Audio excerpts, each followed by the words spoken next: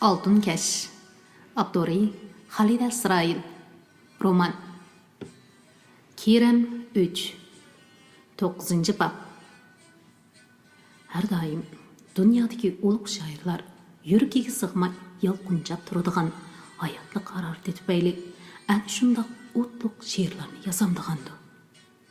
Shu tufayli go'zallikka, muhabbatga shu qadar tashnamidi. Shuning uchun muhabbati va g'oyasi yo'lida qilcha ikkilanmay hayotini qurbon qilamdigandi deb o'ylaydim. Ana shundoq ulug' shoirlar mening g'oyaviy qahramonlarim edi. Ba'zida o'zimni shulardek buyuk sezaman. Ulug'vor ammo hasratlik tuyg'ular iligida zo'rlik, adolatsizlikka qarshi yegona ilishiman. Xuddi bolalik vaqtlarimda avlagan cho'chaklardagi odam yeydigan ajdahor bilan ilishadigan palvonlardek. Oxirgi nafsimda bo'ynimni sal bo'rab, ko'nglimdagi mashqum bilan ko'zlarim orqali vidolashiman.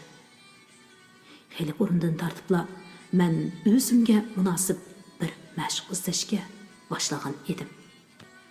Onam mening orqamdan, kayni-kaynimdan balalik bo'lib, aldirash bo'lib ketganlikdan meni to'liq cho'ng onam boqatdi. Cho'ng onam mening osh tomoq kiyim-kechkimdan xabar oladi. Pat-pat meni dasqichalab yuyundiratdi. Meni yuyundirib etib, bir kunlarda senmi cho'ng bo'lasan, cho'kanni olasan. Lekin u vaqtlaringni men ko'rolmayman.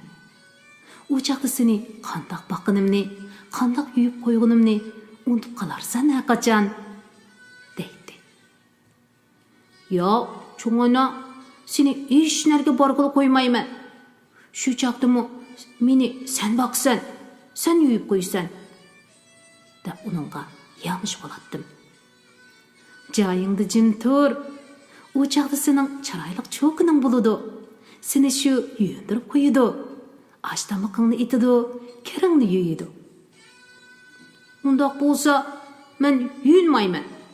Sen yuyib qo'ymasang, men endi hargiz yuyinmayman deb qip yalang'och beti dastin chiqib, ho'l putlarim bilan paq-paq dasab qechib ketardim. Cho'ng onam amalsiz: "Ma'qul bolam, ma'qul. Chiroyli qo'zi chiqim. Men hech naga ketmayman. Seni o'zimni boqaman" deydi. Va gapining oxiri yig'iga o'zgarib, ko'nglining kang yengi bilan yoshlarni surtatdi. "Nima bo'lding, cho'ng ona?" deb yenib kelib dasqa tushatdim. Yuzini kichik qo'llarim bilan siylab turib: "Ma'qul emisa, sening gapingni anglay. Men cho'kan olay. Sen yig'lamagina, cho'ng ona" deydim. Odati cho'nglar meni gapga silib: "Ha, cho'kan oladigan yigit. Cho'ng bo'lganda chimni olasan" deydi. "Tutugilni nimishqa uni olasan? U meni boqidi. Yana u meni yuyindirib qo'ydi" desam, ular qaqoqlab kulishadi. Tutugil bo'lsa izza tortib uyga qochib kirib oladi. Tutugil cho'ng onamning jiyan qizi. Mening navir tuqqanim bo'lib, mendan 3-4 yosh cho'ng edi. Ularning uyi shahar sirtidagi bir yezda edi. U pat-pat onasiga aytishib cho'ng onamning uyiga keladi. Onasi 1-2 kun turib qizni qo'yib ketib qoladi. Tutugil cho'ng onamning orqasida yurib, uylarni, o'ylarni supuradi. Qochqishlarni yuyadi. Cho'gin ivriqlarda buloqdan suv akiladi. Ba'zi kichik qo'llar bilan ko'nglak, ishtonlarini yuvib o'ziga olib chiqib yeyadi. Tutugil bekor bo'lib qolgan chaqlarda uning bilan hovlida yoki eshik oldida to'p yoki tepkish o'ynaydi. Tutugilning marjon do'ppisi ko'zimga bek chiroyli ko'rinadi. U aylanib yurib tepkish o'ynayotganda qisqa 2 o'rimchichi mo'rsida tek-tek sakraydi. Men atiganda kechgacha Tutugilning orqasida yurardim. So'q borsa tang boratdim. O'g'ziga chiqsa tang chiqatdim. Bo'yim Tutugilning mo'rsiga yetmaydi. Мәлләдәге кепсіз балалар ikimizni көрсілер. Қараңлар, Керім чөкіні білән келіп атыды. Деп күлішетті. Тутыгүл 13 yaşқа кіргенде өйдегілер оны әрге беріп әтті. Мен бұл іш түпейлі бір мәзгіл азапланып жүрдім. Анамға: "У дағы küçük тұрса, оны немішкі әрге беріп әткенді?" Десем, анам hiç iş болмағандай parvasızlık bilen külüp: "Balam, men seni 14 yaşımda toqqan" degen edi. Bu mening dastlabki tanlışım edi. Gerçi o vaqtlarda men cho'kini deganning ma'nosini tushunib yetmagan, cho'kan degan seni ota-onangning o'rnida boqadigan odam deb qaraydigan bo'lsammi, To'tigilni ishchanligi, muloyimligi, chiroyli marjon to'pisi uchun tanlab olgan edim. O davomliq mening atrofimda bo'ladi deb o'ylaydim. Şun uni erke berib etganligini anlaganimda xeyli kunlargacha qiynab, tamoq yegili unamay yurdim. Sal cho'ng bo'lgandan keyin o'zimning uni amroq ajam bolliq chaqlarimdagi hamrohim qatorida ko'rdiganligimni, shun uning turmushimdan tuyuqsiz yo'q bo'lib ketishiga chidamay qolganligimni tushundim. Nazarimda cho'ng bo'lib muhabbatning nimaligini tushungancha, muhabbat men uchun shuncha g'oyibi, sirliq, yüksek bir pallik aylangan edi. U mening nazarimda to'liq Farhodning Shiringa, Majnunning Layliga bo'lgan muhabbatiga o'xshaydi. Uningda visol ham baxtdan, judolik, yakkigona holdagi sarsalliq va azob ko'p bo'ladi. Oshiq mashqning nomini dilida zikr qilib yashaydi. Uning bir nigohi uchun tog'larni yerib, suv boshlab kelishga rozi edi. Muhabbat maddi farog'at emas, ma'naviy qo'shilish edi. U doim tasoddifiy bir fursatda yuz beradi. G'oyib shamol tuyuqsiz bir parining yuzidagi cho'milini uchirib tashlab, yuragiga ishq o'tini yoqadi. Yoki og'zi mixlangan sanduq ichiga banit qilinib, daryoda eqib ketayotganingda bir go'zal malikaning to'rig'i tushib qoladi. Malika sanduqni ochtiradi. U seni ko'radi. Sen uni ko'rading. Suygu chaqmaqi har ikkilarni behush qiladi. Cho'l bayavonning o'tirisidagi odamlari toshqa aylangan bir shaharda qafasga ilingan bir sohib jamolni uchirtadi. Va shu hamon uningga oshiq bo'ladi. Uni band qilib qo'ygan divi bilan 40 kecha kunduz erishib uni qutqizadi. O mening 15 yoshlik chog'larim edi. Bu yillarda men to'liqsiz o'tirib maktabni bitkizib, hayotimdagi tunji uzoq safarga o'qish uchun Urumchiga otlandim. Bizni elib mangadigan yuk mashinasining orqasiga yuk taqlarimizni besib bo'lganda, dadam meni safardoshlarim ichidagi bir necha cho'ng odamga topshirib, uzun duo qildi. Mashinamiz bekatdan chiqib qarilayotganda u boshqa uzatquchilarga o'xshash yugurmay, beshini bo'rab orqasiga qarab turdi. Men uni mo'ri jaynaklarining yuqori-tuban harakatiga qarab, yig'layotamdikin deb o'yladim. Ammo men dadamning yig'lig'ini zodi ko'rib boqmagan edim. Shun uning rostali yig'lig'iga ishonch qilolmaydim. Hayajonlanib, ruhlanib, qoni yetilgan qush uchishga talpingandek talpinib turatdim. Bu yerda yig'iga o'rin yo'q edi.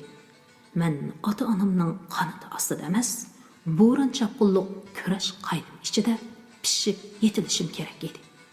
Uning ustiga boshqalar qandoqkin bilmayman. Harva mashinaga o'tirib safar qilgan vaqtlarimda qalbim she'riy ilhomga to'lib toshidi.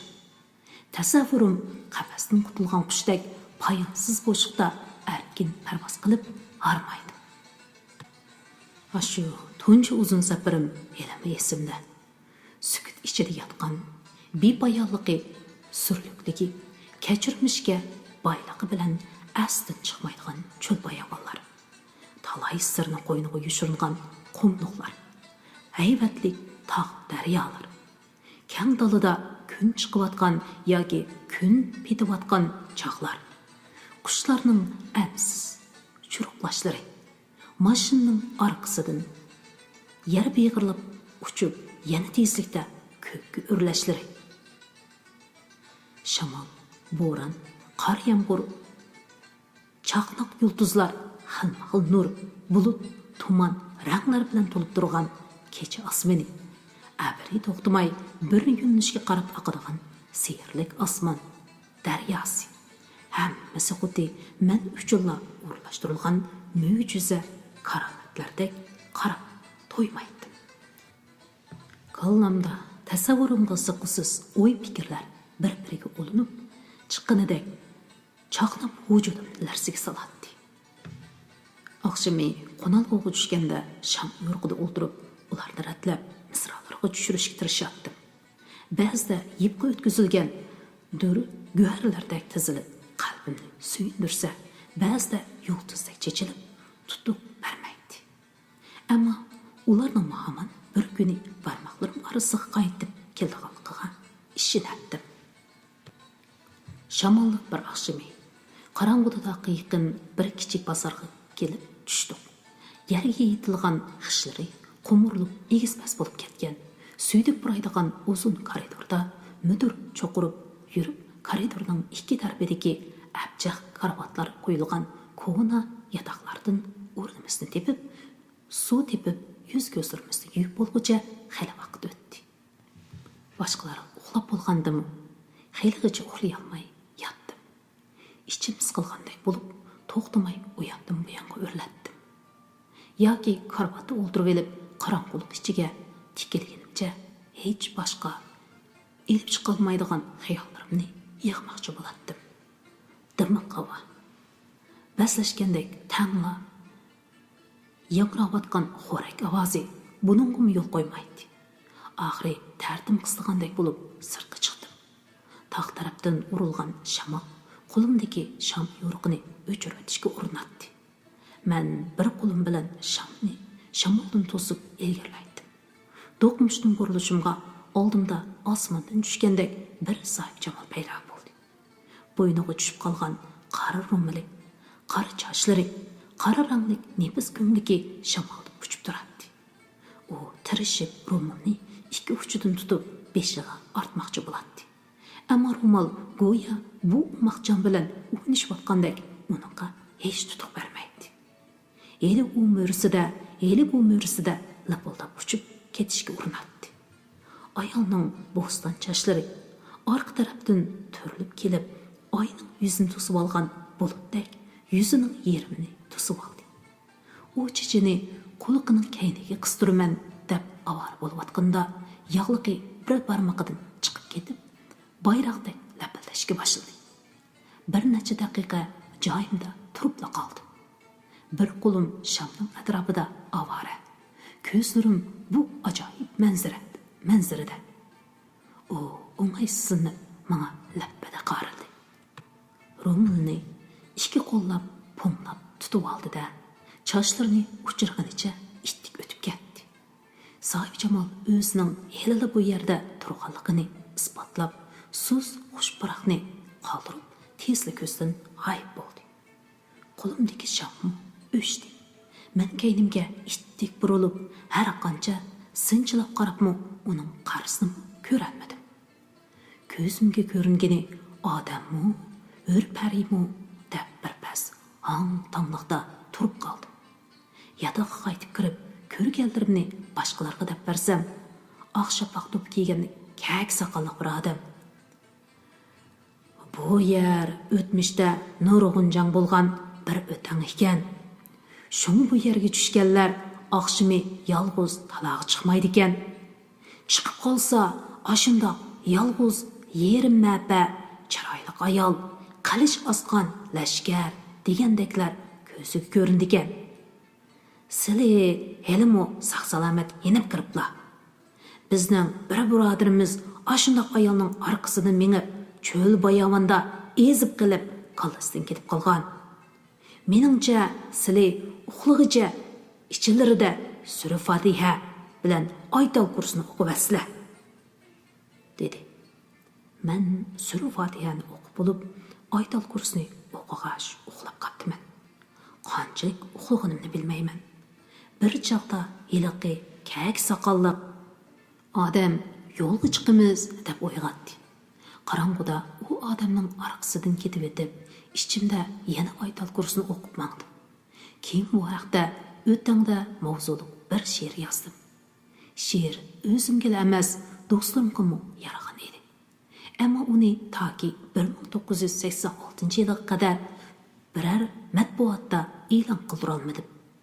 Men ayg'ir suv ichgan buloq, gul va azg'on, yulduz bilan so'zlashish qatorliq she'rlarimni shu safarda yozgan edim.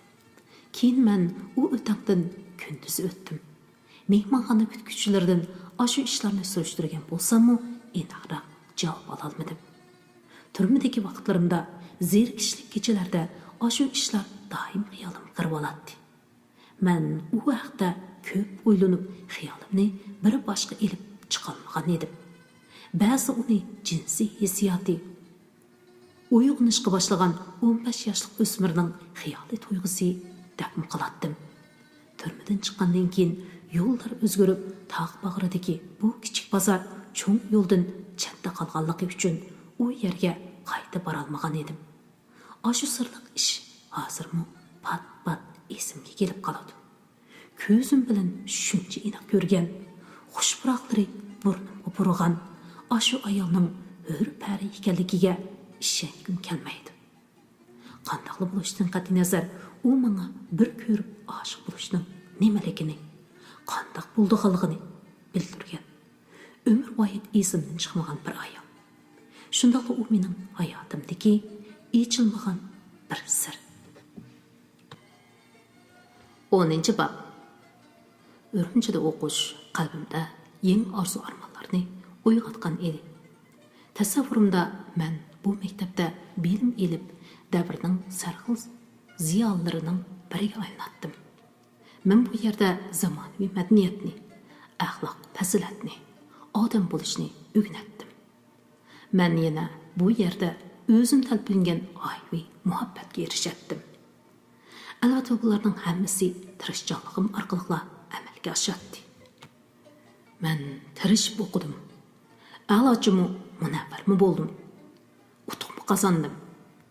Ammo orzuyimdagi muhabbatni topa olmadim. U mendan borgan sari yiroqlab ketayotgandek edi. Reallikdagi muhabbat bo'lsa, intayin oddiy edi.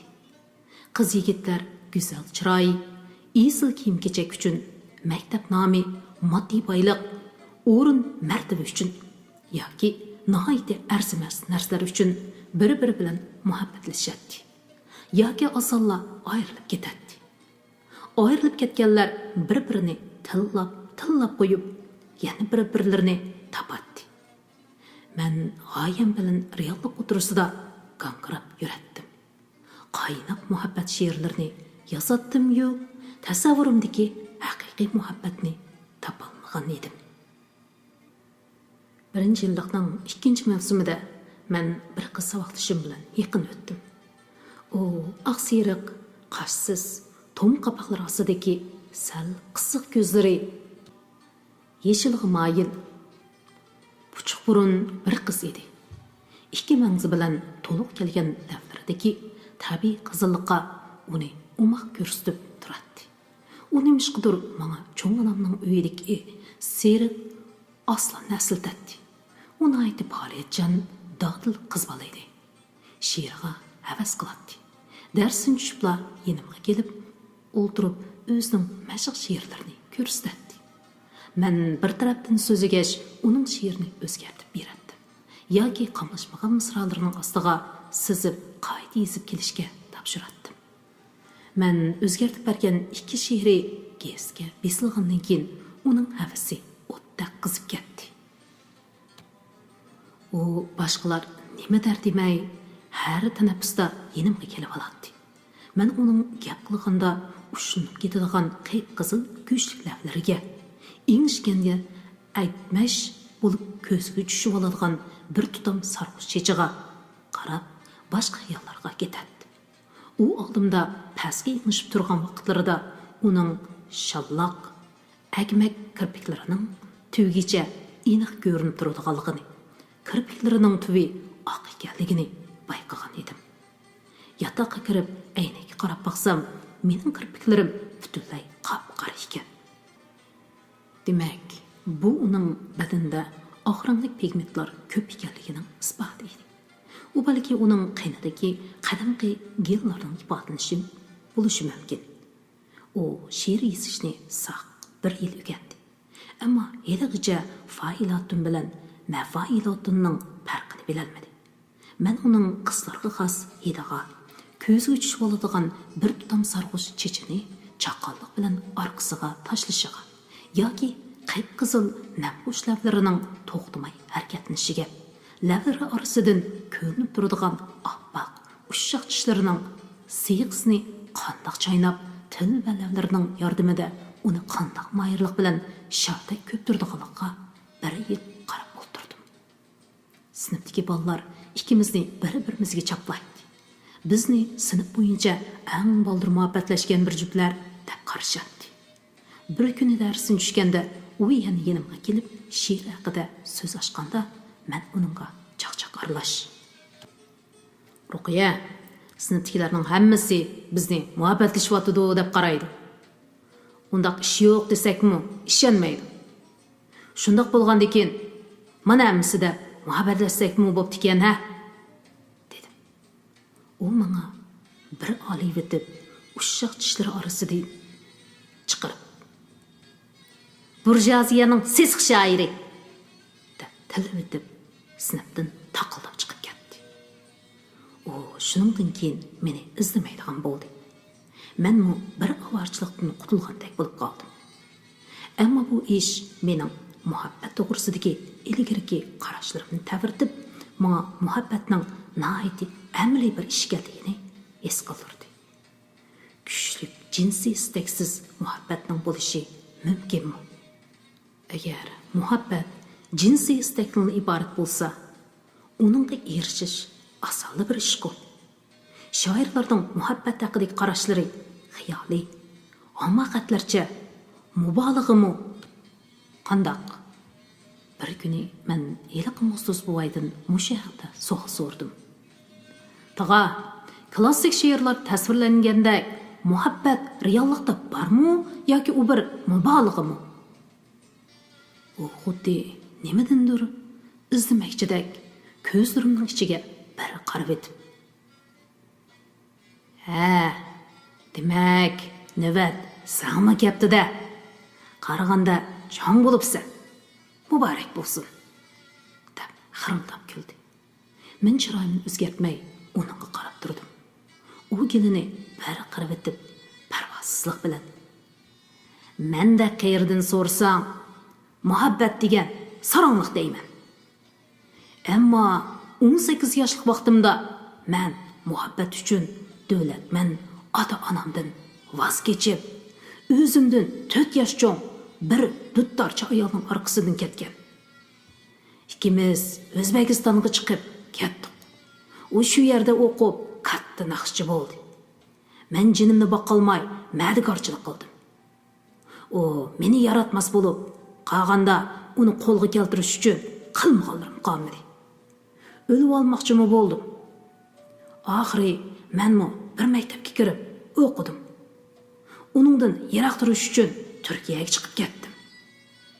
Men cho'ng bo'lgancha oshiqlik deganning hamma yerda borligini, lekin ta'mi, rangi o'xshamaydiganligini bildim. Uchratgan ba'zi ayollarni umr bo'yi unutay olmadim. Yana ba'zilarini shu yillarda unutib ketdim. Men aqida qilganlarim menga aqida qilmay boshqasining orqasidan ketdi. Menga aqida qilganlarga men aqida qila olmadim. Oxiri yakkigona qoldim. 18 yosh vaqtlarimda o'lib, tirilib, oshiq bo'lganlarimni hozir o'ylasam, menga saranliqdek bilindi. Lekin o'sha mezgilda ko'p odam shunday ishlarni qiladi. Ularga nasihat kor qilmaydi. Shunga qadimqilarning she'rlarida yozilgani shundaqroq ishlarmikin deyman, dedi. Lekin to'y qilish uchun to'y qilib, tuz yo'lda oddiy yashaydiganlarmi ko'p ekan. Ularning hamma ishi o'ngishli bo'ladi ekan. Behuda jafo tortib yurmaydi ekan. Nima demoqchi bo'lganingni tushundim. To'g'ri. Odam o'xshamaydi. Ba'zi odamlar xiyolchan, ichi kuchlik bo'ladi. Bo'libmi shoir bu dunyoda emas, xiyoli dunyosida yashaydi. Odatdagi ishlarni mubolag'a qilib, vah, deydigan narsalarni yezib yuradi va shuningdan huzurlanadi. Ba'zilar ularning xiyoliy narsalarni ko'radi, jinlar bilan so'zlashadi, deydi. Ularning yozganlarini ko'rib, huzur olsa bo'ladi. Lekin ularning to'g'risi bo'lmaydi. Mening tajribamdan qaraganda, baksat emas, aqli o'shi joyida, mijozi yaxshi, xotindan birisi bo'lsa, uyingni tutsa, xizmatini qilsa, bolalaringni boqsa, bo'lmadimi? Chiroying, havasning orqasidan yugursa, mana, menga o'xshash oqibatga qolasan. Odamning umri qisqa. Ko'p holda o'tkazgan xatoliklaringni tuzatgudak fursatni bo'lmaydi. O'tdi, ketdi degan gap. Lekin yurakdagi pushaymon unda oson yo'qolmaydi.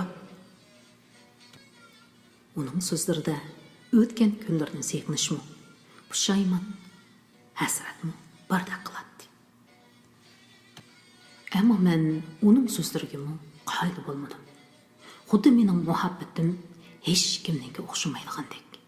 Faqat menla bu dunyoda hech kim beshidan kechirmagan bir muhabbatni boshdan kechirishim kerakdek tuyuladi. Biz 3-yillik ko'chgan yili o'donimizga sinfga yangi o'quvchilar keldi. U to'liq kurs sinfiga qabul qilinganlar bo'lib, yosh jihatdan bizdan ancha farqlanmaydi. U sinfdagi bir necha she'r havaskori bizning sinfga to'liq kiradi. Ularning ichida qizlarmi bor edi.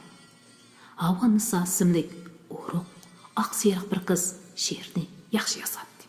Lekin uning mijozi chus bo'lib, qap qidirilsa, peshonasida 4-5 qat siziq paydo bo'ladi.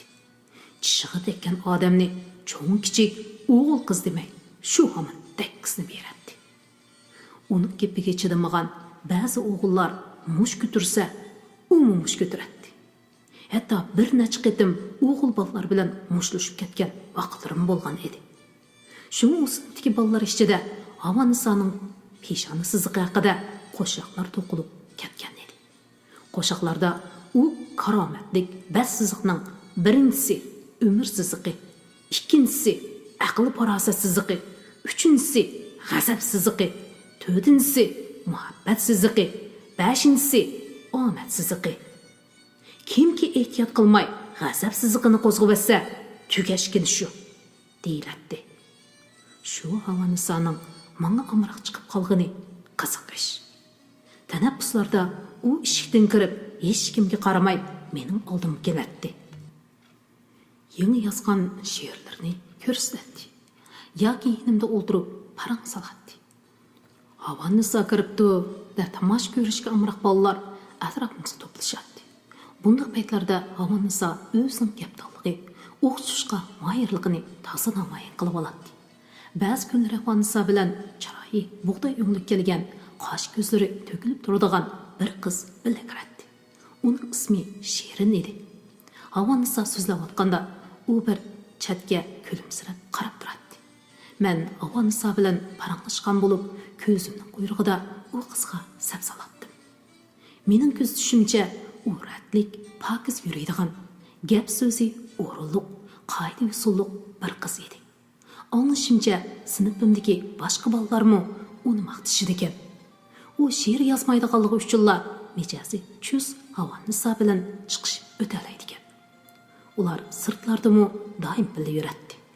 Sirtda uchrashib qolganda Havanisa oldimga ittik keladi. Ammo Shirin bir chatda qarab turadi.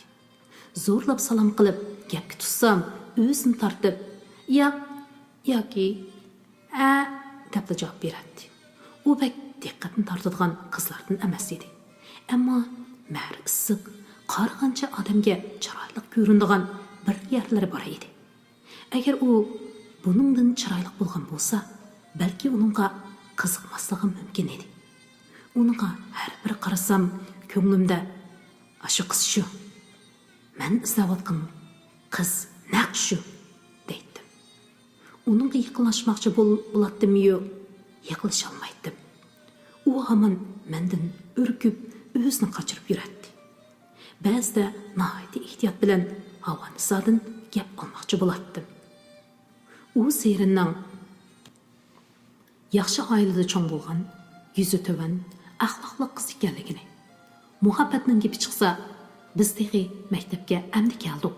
Undaq ishlarga berilib ketsak bo'lmaydi deydiganligini, o'zi she'r yozmagan bilan mening she'rlarimni nihoyatda qiziqib o'qiydiganligini va meni bak cho'ng ko'rdiganligini so'zlab beradi.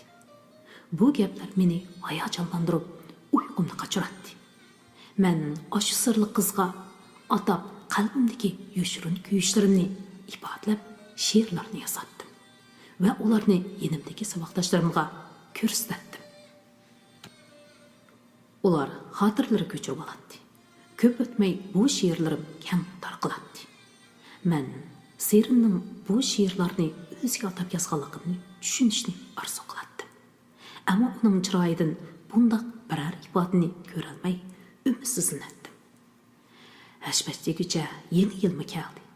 O'ygay ona nomli dostonimning jurnalida e'lon qilinishi orqadilla dostonim va xalq cho'chaklari asosida o'zim o'zgartib ishlagan Oltin Kech nomli dramaning muvaffaqiyatli o'ynalishi ijodiy qizg'inligimni yangi pallaga ko'targan edi. Men minut sekundni qo'ldan bermay yangi she'r, hikoya, povestlarga tutish qilgan edim. Kelar yili keham ko'p hosil olmoqchi edim.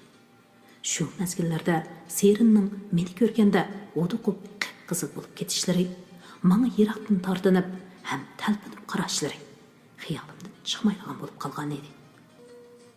Menga endi faqat paytning pishib yetilishini kutishla qolgandek bilinadi. Men ma'lum vaqtga muhtoj edim. Kutgan vaqt yetib kelay deganda men muvaffaqiyat, shon-shuhrat, muhabbatning 7 qavat osmondan mo'llaq etib tushdim. Tushgandim, ajoyib tushdim. Asarlarim haqida tunji cho'ng hajmlik tanqid maqolasi e'lon qilingan kuni yotoqda yolg'iz o'tirsam, Kamal kirib, "Men sana degan edim, siyosiga chaqchaq qilg'il bo'lmaydi" deb. "Qara, shuncha cho'ng ish terbatganingni. Sen talantingni zoyi qilmasliging kerak edi" dedi. Men uningga, "Sen mening eng yaqin og'inam. San ko'nglimdagi gapni qilay. Men faqat o'zim yozishga tegishlik deb qaragan narsalarni yozdim. Buningdan pushaymanim yo'q. Yozgan ekanman, beshimga kelganini ko'rarman" dedim. Kamal meyiqida kulib qo'yib, beshini chayqadi. Tilni chikildatib bir bas turdi-da, indamay chiqib ketdi. Kamal yaqindan buyon Nuriya bilan qizg'in muhabbatlashib bir-biriga baymomas kelgan bu bir juftlarning jahonning ishlaridan parvoyi palak edi.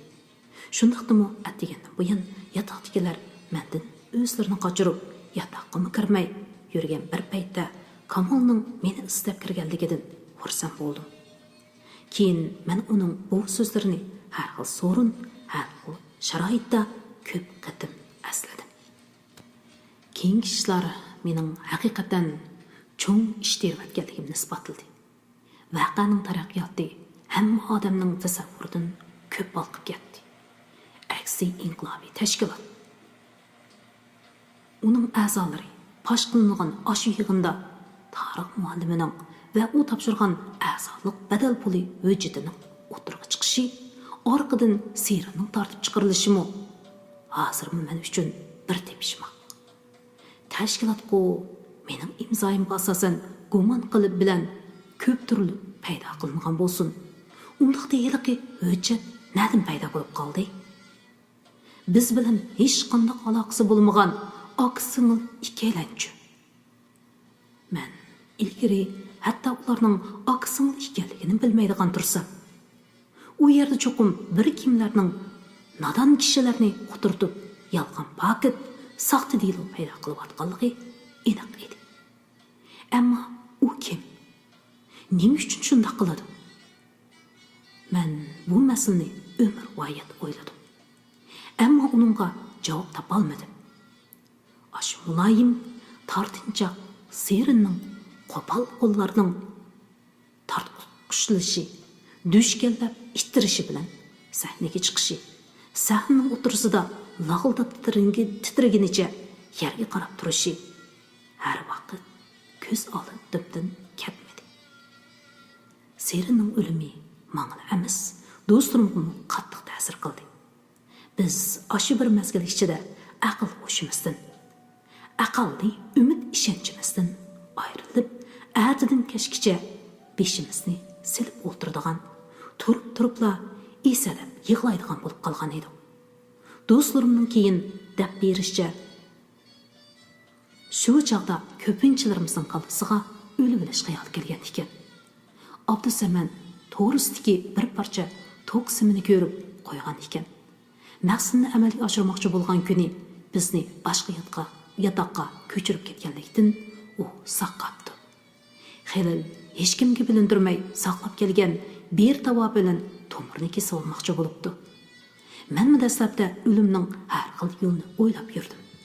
Ammo mushu holatda o'lib bilishimning nomardlik, qo'rqinchaqlik bo'lganligini tushunib yetganimda qaysarlik bilan yashayman. Borliq amal bilan o'zimning va do'stlarimning gunohsizligini isbotlamay turib, hech yerga bormayman degan irodaga keldim. Serin vaqasidan keyin maktabdagilarmi bizga bo'lgan nazoratni kuchaytirishdi. Yenimizdan kecha-kunduz odam ayrilmaydigan bo'ldi. Men kechalari uxlamay yetib Seringa beg'ishlab bir she'r yozdim. Uni qalam bilan qog'ozga tushirishga amalsiz edim. Uni yuragimga bitdim. U mening qon tomirlarimga, yuragimning so'qishi va nafaslarimga singib ketdi. Men uni qog'ozga yozib baxmadim. Picharroq bo'lsa-mu o'qib baxmadim. U mening vujudimdan ayrilsa, jonsiz misraga, g'azam bo'lgan gulga aylanib qoladi. Men uni bir tüp guldek asrab, qinim va jinim bilan sug'urdim. Gunohsiz bir qiz va ikki qo'li so'ygan qizining qiniga milangan dardman oshiq haqidagi u she'r ham qalbimda yashnab turmoqda. 11-bob. Biz qo'lga ilingandan keyin 4 yilni jehiy nazoratining tutib turish o'rinda qorong'u uyda gendi suydik, bitchusa, qotil, qimirvoz, o'g'ri yanchiqchi orasida o'tkazdik. Paksiz, oqlig'usiz, hukmsiz, sessiz qorong'u uyda 4 yilni o'tkazish dunyoning boshqa yerida bormi yo'q, buni bilmayman. 4 yildan keyin saxt vaqt asosida qurashtirilgan deloyimiz tayoq, to'qmoq, qiyin qistoq, odam chidab turg'isiz ruhiy besimlar bilan iqror qildirish, majburiy qo'l qo'ydirish orqali tamomlanib, hukm e'lon qilingandan keyin tarim amgak bilan o'zgartish maydoniga opirib tashlandi. U yerda bizni kutib turgani insonning bardoshlik berish kuchidan halqagan ig'ir jismoniy amgak edi.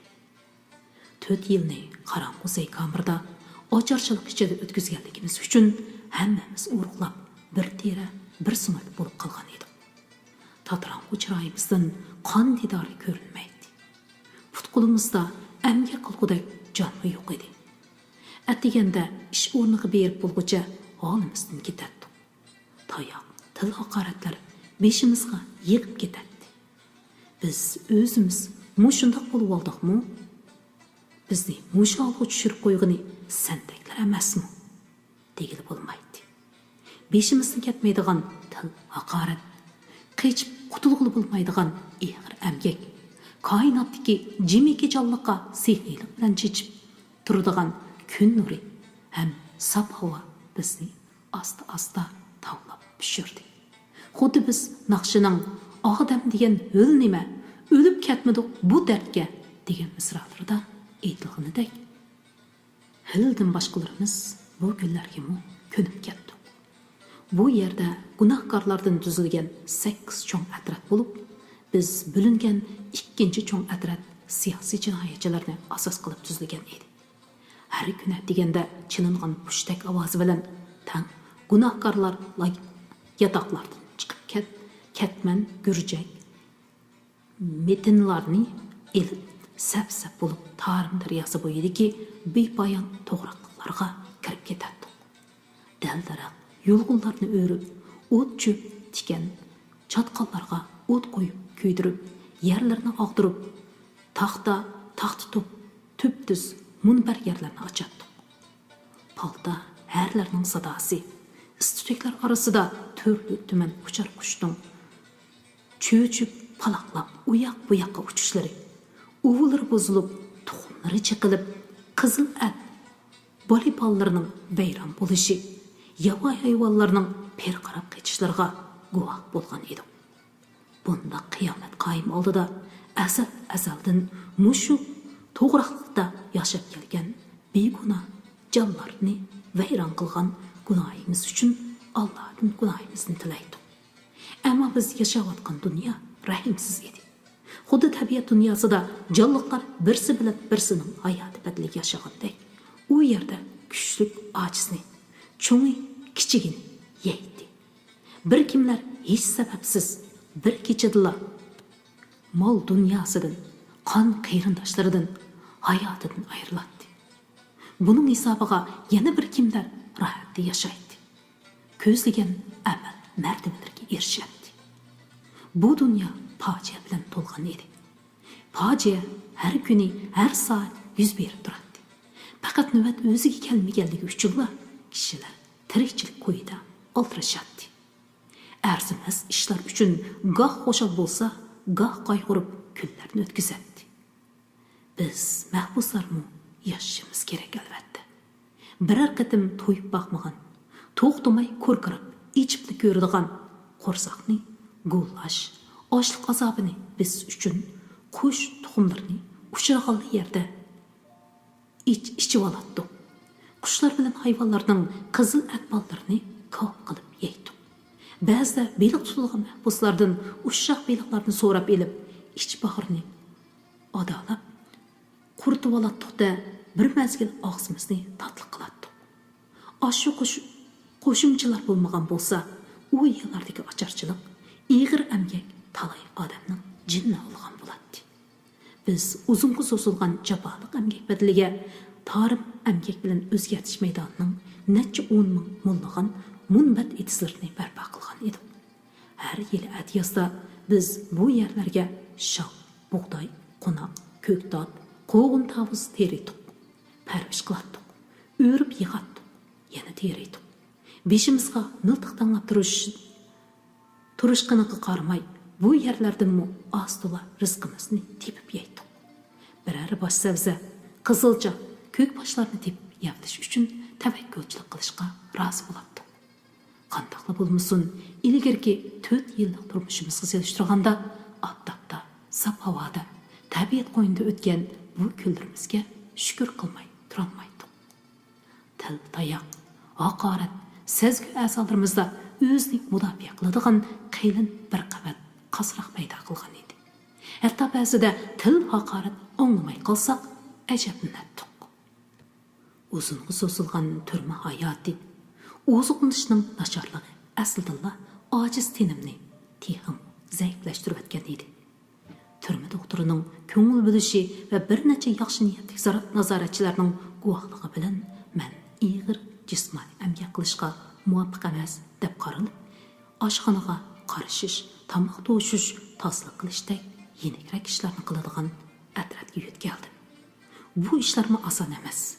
Ammo ig'ir amgak silinilgan jinoyatchilarga qo'llanadigan qattiq boshqurish, til tayoq, majburlashlarga selishtirganda bu yer erkinroq edi. Tuzumga rioya qilib, belgilab berilgan vazifani vaqtida o'rindab turib bo'lsa, ortiq tushuk ishlarga aralashmasaqla jazoga uchirmaydi. Bo'libmi hojatxona tozalash, genda tortish degandek ishlar mayli bo'lganligi uchun nazoratchilarmi yaqin yo'lamaydi. Biz mushu eng mehnat ishtinla erkinlikning huzurini suralaydik. Biz bu yerda kamsitilmaydik. Xohlaganda dam elib oldirmay ishlaydik. Eng muhimi erkin paranglasha olaydik. Yangi uchurlardan xabardor bo'la olaydik. Mahbus deganning kichkina bo'lsa-mu xususiy turmushi, mahfiyatligi bo'lmaydi. Uning hamma ishi, o'rnidan turishi, yuzni yuyishi, tarat qilishi, amgak qilishi, uxlashi belgilangan qattiq qoida tuzum bo'yicha bo'ladi. Ba'zida kichkina savalliking tufayli o'y fikringdagi mahfiyatligingmi talon-taroj qilinadi. Bu qadar bir xillik ichida yashashmi kishini azoqlaydi. Kitob o'qish men uchun ma'lum manzil olganda o'zimga xos xususiy turmush edi. Boshqa o'quvchilar kitoblarni doim tekshirib tursimi, hammani o'qib bo'lolmaydi. Men chekli kitob o'qish fursatlarida kitob ichidan ilgari bayqamagan nurg'un narsani bayqaydim. Kimdir biri tarafidan ostig'i sizib qo'yilgan jumlalar yoki bat cho'rsiga qistirilgan biror ikki ig'iz so'zlarni tepib olsam, xo'shalligimdan yuragim gupildab ketadi. Kitobdagi voqealiklardan, ma'nilik, hikmatlik so'z jumlalardan o'zim xohlagancha ma'naviy suv va kuch oldim.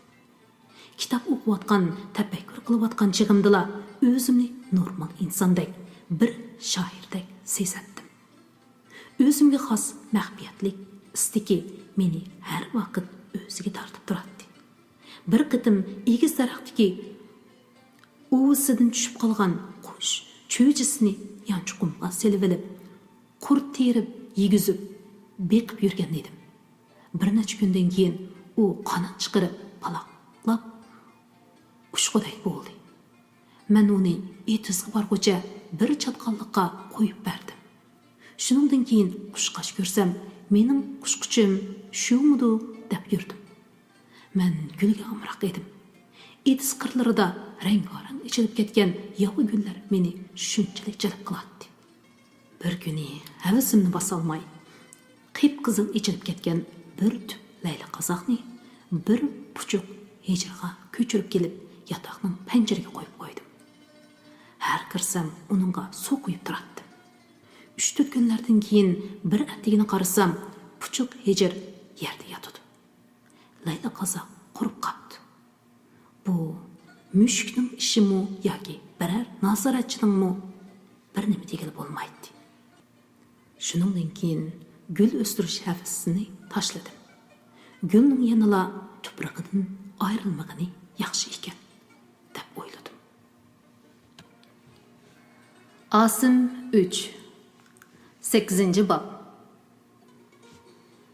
Men jurnal tahrir bo'limining xizmatlariga tezda o'sishib ketdim.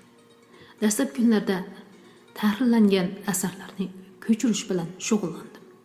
Xotinning atlasidek bo'yalgan original qog'ozlar ko'zlarimni emir-chimir qilib, beshimni qaytaradi yoki uyqumni keltiradi. Ko'zimni zo'rlab ichib, har xil qog'ozga yozilgan xilma-xil xatga bir g'aza qarab o'tirib, avtor asli nimalarni yozganligi, ustidan ko'k qizil qalamlarda qandoq bo'yalganligi, qandoq qisqartilib, jumlalarning oxiri nadan naq bo'lanligini aniqlab bilishga tirishadi. Ba'zi jumlaning yoki biror so'zning yerini topolmay shunchalik avor bo'lib ketadimki, berib birarsidan so'ray desam-mu, ko'z aynaklarini taqishib, qo'shimlarni ching turib, bir-birsidan surli qiyofatda o'ltirishib ketgan muharrirlarga bir qo'r qarab etib, yoltiyib qoladi. Qaytadan bosh cho'kirib, qiylin ibtidoiy o'rmonliqdek bo'lib ketgan, ustini suvari qizilliq qoplagan original qog'ozlarni biror mo'jizning chiqib qolishini tilab, qidirib tekshirishga boshlaydi. Ko'p holda siziq ranglarning bir burchigidan men izlagan xatlar chiqib qoladi. Ba'zida chiqmaymi qoladi. Amalsiz so'rashga majbur bo'ladi. Bunda chaqlarda bir necha soat, hatto 20 kunlab ishim yurishmay, oldimda originallar do'linib ketadi. Ta'lim kelgan vaqtlarda qalami pishgan kishilarning asarlari qo'limga chiqib qoladi. Bunda originallar bo'yalmaganning ustiga misralar, so'z jumlalar ravon, yengil tushunish bo'ladi.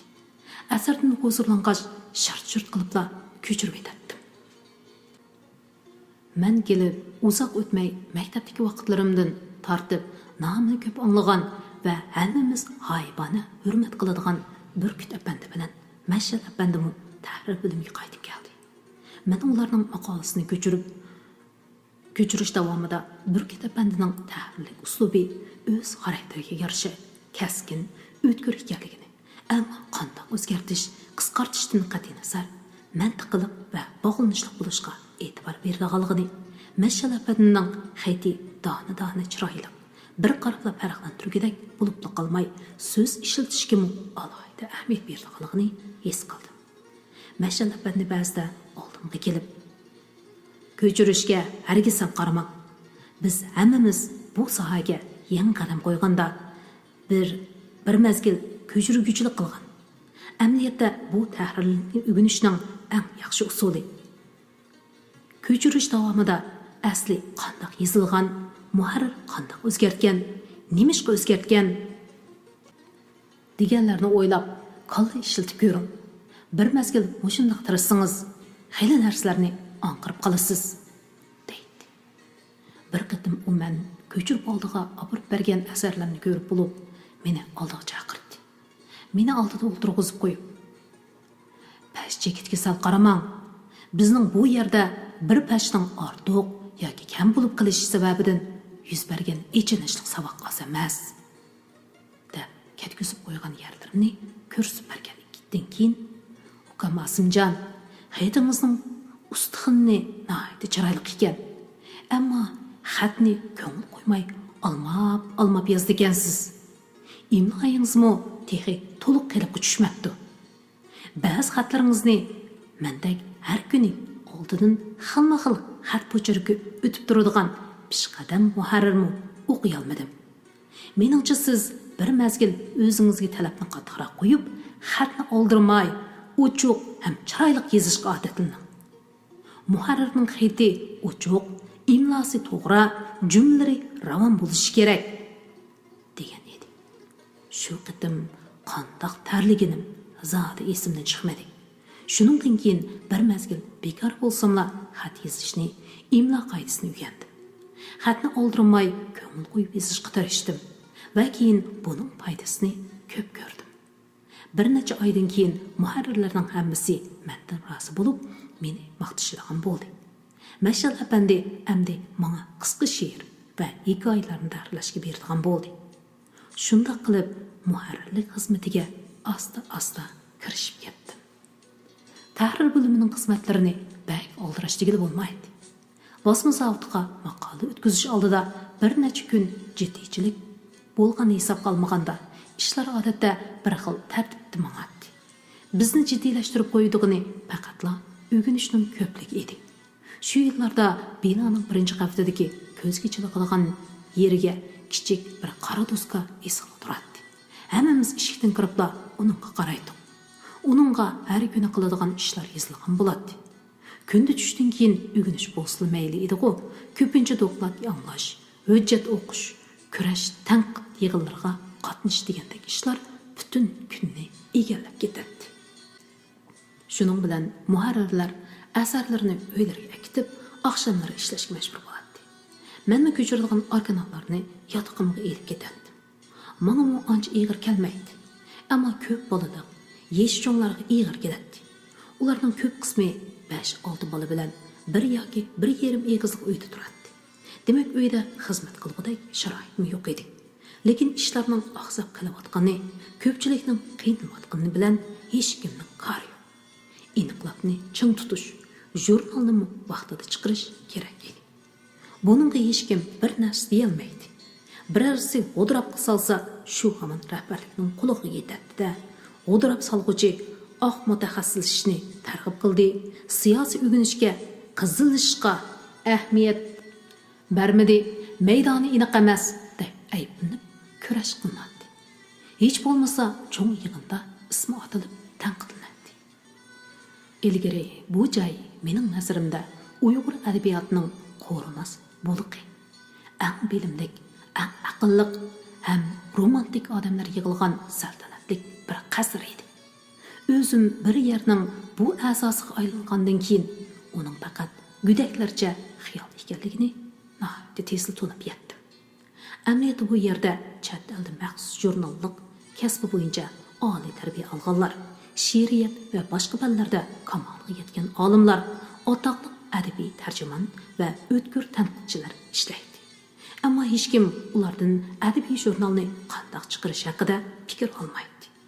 Solchi siyosatning to'mir chambirgi hamma odamning beshini qisib turadi.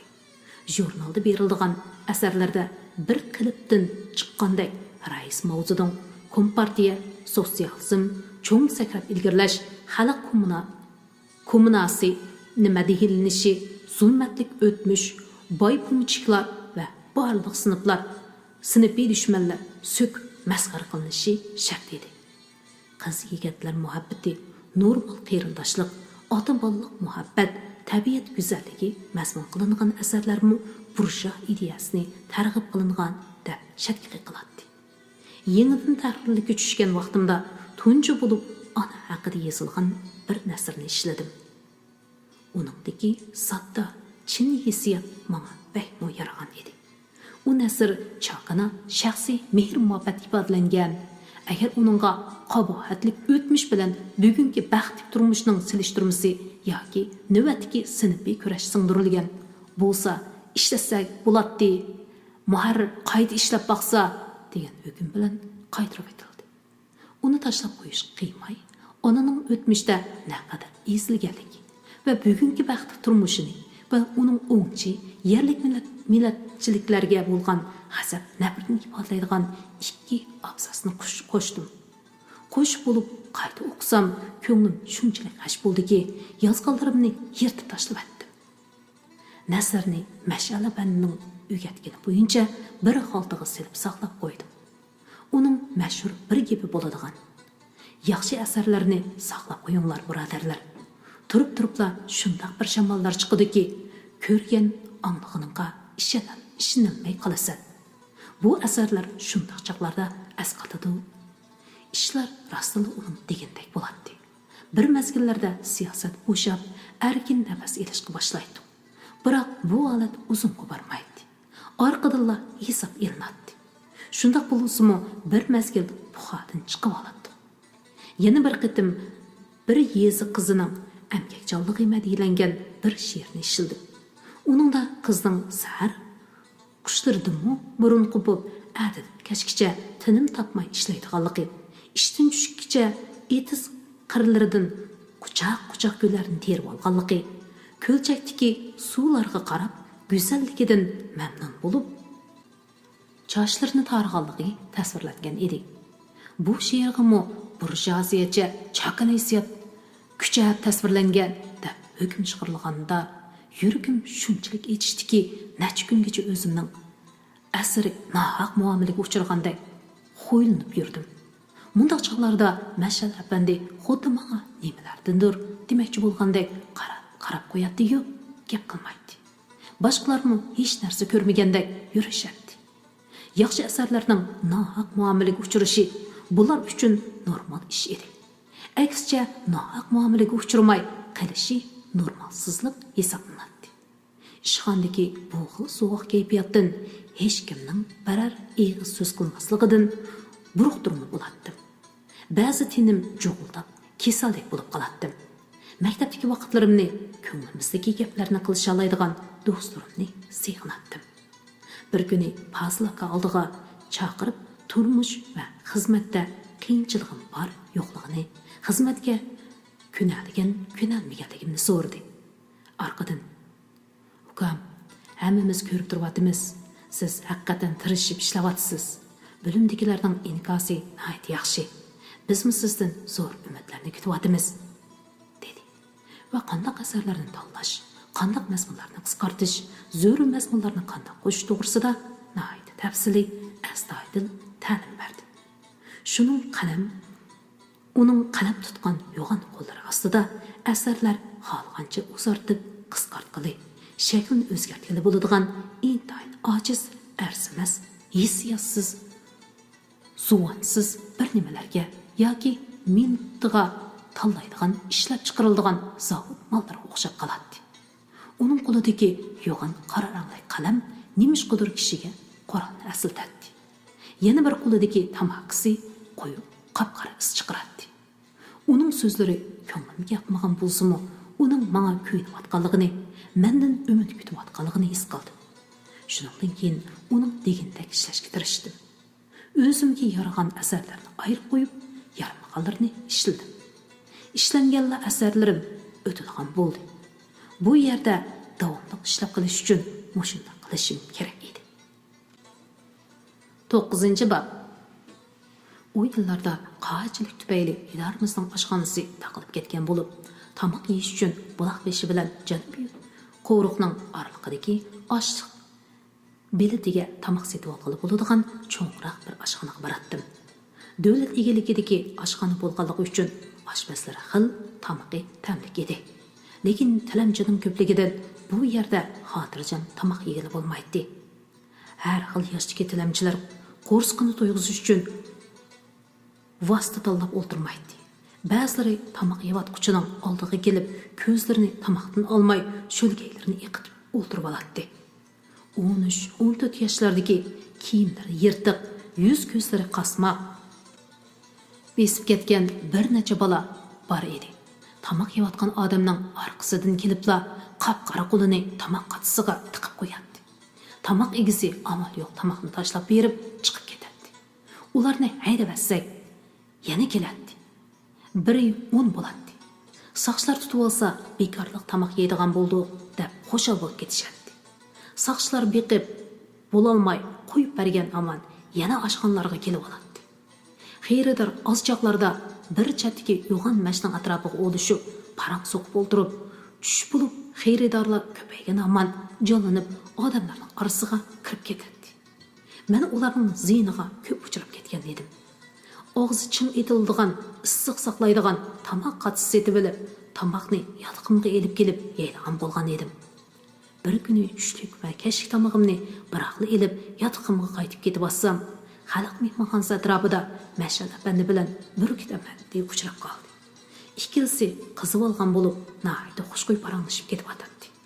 Ular meni ko'rib, intayin qo'shal bo'lib ketishdi va meni og'ziga tegmay shunchalik maqtashdiki, masjilikda shunda qilayotganligini bilib tursammi, xo'shliqimda nima qilarimni bilmay qoldim. Ularni unimg'ina qo'ymay yotqimga boshladim. Yo'ldim bir butilka jun haraqi setib oldim. Maktab bitkizganda o'g'il saboqdoshlar o'ltirishida tuncha qitim haraq ichib, toza qiynalgan va haraq degan narsaga ikkinchi yaqin yo'lamayman deb qasam qilib aytgan bo'lsammi, bugun ravus bir ishmoqchi edim. Mushunda odamlar bilan ishmay kim bilan ishchiman deb o'ylaydim. Bu mart oylari bo'lib, Urumchining ko'chalarini qoplagan qor muzlar bir chatdan erishga boshlagan, kunga yerlar qora patqoq bo'lib ketgan edi. To'xtamay so'zlab ketayotgan Urkit apandi yo'lda ha desa tiyiladi. Uni yo'lib olman deb men oz jafo tortmadim. Yotqin tam mashlik bo'lganlikdan o'choqning o'ti o'chay deb qolgan bo'lsa-mu, o'pida issiq turibdi. Hurmatli mehmonlarni yotoqqa boshlab qo'yib, o'choqqa ko'mir liqlab, chaynakka choy qo'ydim. Choy qaynag'icha ustal ustini yig'ishtirib, opam avatgan ozdir ko'pdir yog'liq to'qash, pechini pranik, so'qim go'shtlarni to'g'ra chandurmay taxslarga chizdim. Tamoq qatisidagi tamoq bilan qo'rmalarni ayrim qachalarga bo'lib elib keldim. Ular: "Bah, qiz bola bo'lsa-mu, mushunchalik bo'lar. Nima degan qo'li aplik yigit bu?" deyishib, qoyilligini bildirishdi. Tamoq ustida ularga opamning shundoq mehmon do'st, dostixini kangra ayol ekanligini, yaxshiroq biror narsa topsa, "Mau mehmonga qolsin" deb yuqur elib qo'ydiganligini, kichigimdan opamning ta'siriga qandoq uchirganligimni deb bersam, Mashal apandi birdala hayajonlanib, bir do'stining Toshkentda o'qiyotgan chig'ida Uyg'urcha tamoqlarni va opsini seg'inib, Uyg'urlarning dostixini deb bir she'r yozganligini, bu she'rni o'qigan o'zbek saboqdoshi xafa bo'lib ketib, darhol o'zbek dostixini deb she'r yozib chiqqanligini, lekin Uyg'urning dostixini dekidak hissiyot kam bo'lganlikdan uning ancha olqishga erisholmaganligi to'g'risida qiziqarli paraq qilib berdi. Mashal apandi o'tirib qo'yib, to'g'riliqroq qaraqashliq bilan quyuq burdi o'ziga yarashib turadigan issiq chiroy odam edi. Cho'qqisining chechi tushib ketgan yumaloq yeri chiroq yo'rqida valqib parqiraydi. Burkut apandi uruq egiz bo'y peshonasi oldiga ko'tarilib chiqqan. O'zganing qoshlari to'sib olgan beshi yeshilg'an mayil ko'zlari hayajonlangan chig'ida vil yenib ketadigan odam edi. Qachon qarasa esil raqtin tikilgan, badniga chippada keladigan shim kostyum, palto kiyib, galstuk taqib yuradi. Ular ikkisi saboqlashgan. Yaqin o'tishdi ekan. Ozodlikdan ilgirki yillardan tortib, hozirgacha bir ishlab ketdi. Bu qitim ikkisiga tangli shamoldarib, xizmatdan tangli to'xtab qo'yilibdi. Mashal apandi falokatchilikdan balduroq xalos bo'lib, ishga tushibdi. Burkut apandi garchi ishlayotgan bo'lsa-mu, yanala mas'ul topshirish bosqichida ekan. G'izonib bo'lib, rumka aylanishga boshlagandan keyin ular o'zlari va tortgan uvalchiliklar ustida so'zlashdi. Burkut apandi do'stini maydonsiz, og'michi degandek gaplar bilan ayblaydi. Mashal apandi uning so'ziga boshqacha ifoda bildirmay, deganing rost deb kulib o'tirdi. Har ikkisi hammasini biladi. Bir-birini emas, jahonning paylini obdan tushunadi. Amalsizlikdan buruqtirim bo'ladi. Har ikkisi biz boshdilar utirib atgan degan gapni pat takrorlab qo'yishadi. Burkut apandi tuyuqsiz menga: "Ha yigit, adabiyotni tushunamsan? Asli adabiyotning qandoq bo'lganligini bilamsan? Sen o'zingcha adabiyotning qaynoq bo'lig'iga keldim, katta bo'lib ketdim deb atadigansan ha? Men sana deb qo'yay. Sen bu yerdan haqiqiy adabiyotni topolmaysan. Chin va go'zal narsalarni yo'qotish, peyni qirqish, nabud qilishdan boshqa narsa o'rganolmaysan. Issit sana. Sening umringga, sening heliqi saboqdishing karomat bola edi. Ammo haqiqiy shoirning taqdiri ana shu. Men sana shuni deb qo'yay. Bir narsa o'rganmoqchi bo'lsang, atrofingga qara. İzdab top. Ammo hargiz o'zing ishlayotgan yerdan izdama. Uqdingmi gapimni? dedi. Mashal apandimi: "Asimjon, o'zingizmi ko'rdingiz? Hozir ishlar shundoq bo'lib ketdi. Gap qilsang, tilingni kesaman. Olaysang, ko'zingni o'yiman", deydi. Shunga sukut qilganga yetmaydi. Ishxonada gapsizga diqqat qiling. Qarishingizni ifodalamang. Men sizning kayfiyatingizni sezib turaman. Bir necha qitim siz bilan paranglashmoqchi bo'ldim, ammo fursat chiqmadi. Bugun bo'lsin deb qo'yay. U xizmat biz uchun jon beqishning bir vositasi. Uni ishlamasak bo'lmaydi. Ammo biz ruhiy pokligimizni, vijdonimizni, chinlikqa, go'zallikka bo'lgan talpinishimizni saqlab qilishimiz kerak. Slaviyan yezigini o'qiy olmasangiz, men sizga o'zbekcha bir necha she'rlar to'plamini beray. Ularni o'qib bo'lsangiz, yana boshqalarmi bor? dedi. Shu oqshimi ularning og'zidan bu jurnalda ishlab qo'lga ilinib ketgan, o'lib ketgan, chet ellarga chiqib ketgan bir muncha odamning goh qiziqarliq, goh echinishlik kechirmishlarini angladi. Men mushu kungacha ko'rib boqmagan, ko'rgan bo'lsam-mu paranglish fursatiga ega bo'lolmagan atoqliq yozuvchi shoirlarning mijoz xarakteri, fazilati, she'r yozishdagi aloyligi qatorlardan xabardor bo'ldim. Arada dehqonlar turmushi to'g'risida yozadigan, men hikoyalarni bakmi yoqtiradigan bir yozuvchi G'olam akaning ismi chiqib qilib, xuddi o'zim ustida gap bo'lib atgandek quloqlarim ding bo'ldi. Ularning aytishicha, u nihoyatda kamtar, chiqishqoq, oddiy sodda bir odam ekan. Qalami orqali yuraklarni titratgan bilan yig'inlarda doklad berishni yoki o'zining asarlari to'g'risida ikki ig'iz gap qilishni qamlashtira olmaydi ekan. Bu gaplarni anglab, u kishini bir ko'rish orzuyim texmi kuchaydi. Lekin u kishi to'laroq izlarda xalq ichida turdi ekan. Yig'inlarga chaqirtilmasa yoki zo'r ish bo'lmasa, o'rimchi kelmaydi ekan. Ular o'zlarining gapini qilib bo'lib, oxirida mendan qachon o'yindiganligimni, loyiqimning bar yo'qligini so'radi. Yo'q ekanligini maktabda yaxshi ko'rgan, ammo menga mansub bo'lmagan bir qizni ilm xiyolimdan chiqarolmay yurganligimni aytdim. Mashallah bandi. Sizga mansub bo'lmaganni unutib keting. O'zingizga mansub qizni qo'ldan bermang, dedi. Paltosini kiyayotgan Nurkit apandi bu gapni anglab, paltosini qo'yib o'rniga qaytib keldi. U o'zining o'ljida, olg'a gezdida ishlab yurgan chog'larda boy bir oilaning qizi bilan oshiq mashq bo'lishganligi. Ammo ota-onasi Qashqarlikka qiz bermaymiz deb ularning to'y ishiga qo'shilmay turib olganda, qiz bilan tilini bir qilib olib, bir ketsi qizni otga mindirib elib qochganligi. 2-3 kungacha otdan tushmay chig'ir yo'llar bilan qochganligi. Qizning aqllarining orqasidan 3 kun qo'g'lab yetishmaganligi. Oxir ularning qizini berishga rozi bo'lib, cho'ng to'y qilib berganligini so'zlab bo'lib, paltosini qaytib kiydi.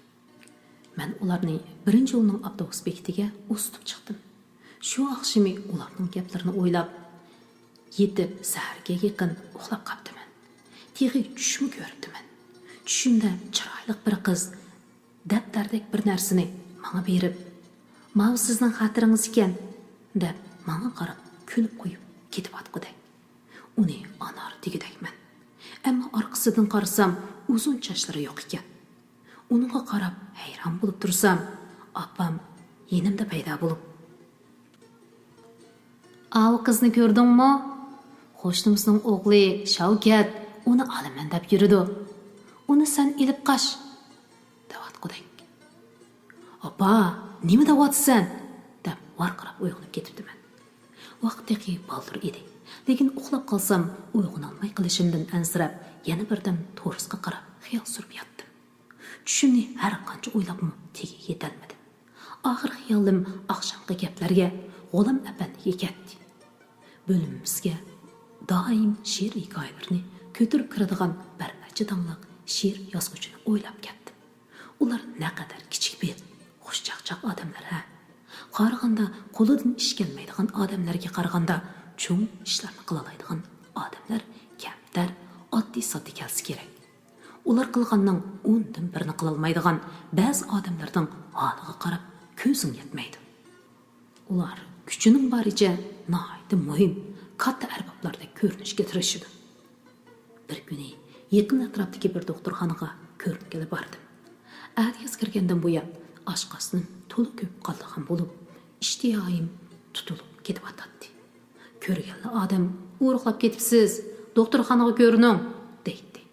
Ammo doktorxonaga borsam, xuddi shahardagi hamma odam bu yerga kelib olgandek odam nihoyat ko'p ekan. Ishki bilim doktori kasal ko'rayotgan uyning oldida 20-30 cha odam o'chira saqlab turadi. Kasal ko'rayotgan 30 yoshli doktor har bir bemordan tafsiliy ahvol so'rab, ba'zilari bilan chaqchaqlashib degandek hech bir oldiramay vazifasini ado qilib o'tadi. Men uchratga birdam qarab turib, uchratning oxiridagi o'rniga o'ltirgan, o'ttiri bo'y, oq siyriq kelgan 40 necha yoshlardagi bir erkishning yeniga berib o'ltirdim. Hali vaqt o'tgan bo'lsa-mu, uchrat hech midirlay demaydi. Hamma odam norozi bo'lib g'udirishadi. Bir ayolning bolasi to'xtamay varqirab yig'lab kishilarni bearam qiladi. Men g'udirlab yenimdagi odamga qaradim. Ammo u o'z xiyoli bilan jimjit o'ltiradi. Uning beshiga, uning yeshiga munosib bo'lmagan bir sabiylik chiqib turadigan, hamma narsaga hayronlik bilan boqadigan ko'zlari goh hamma odamni og'ziga qaratib, ovozini qo'yib berib so'zlashayotgan ikki ayol ustida, goh qo'pol, oldiroqsan er kishilar yoki kichik bolalar ustida to'xtaydi. Orlab cho'nqur o'yga botgandek bir nuqtaga tikilib qolgan chog'larda ko'zlari sal qisilib, jiyaklarida inchki siziqchalar paydo bo'ladi. o kishiga qaragancha menga bir yerlari tonishdek bilindi. Ammo nada ko'rganimni zodi esimga ololmadim. Paranglasam esimga kelar deb gapga tutibmi baxtim. Ammo u ko'zlari bilan yoki yenikini bosh harakati bilanla inkas bildirib, yana jim bo'lib ketadi.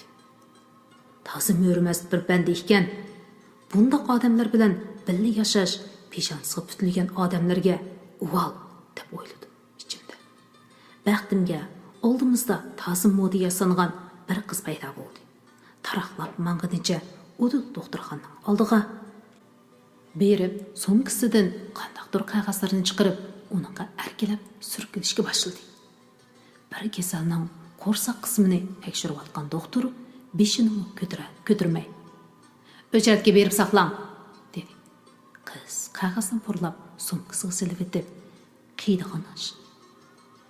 qiydigandek shappada keyniga burildi-da, yana taraqlab kelib, mening orqamdagi o'ringa kelib o'tirdi.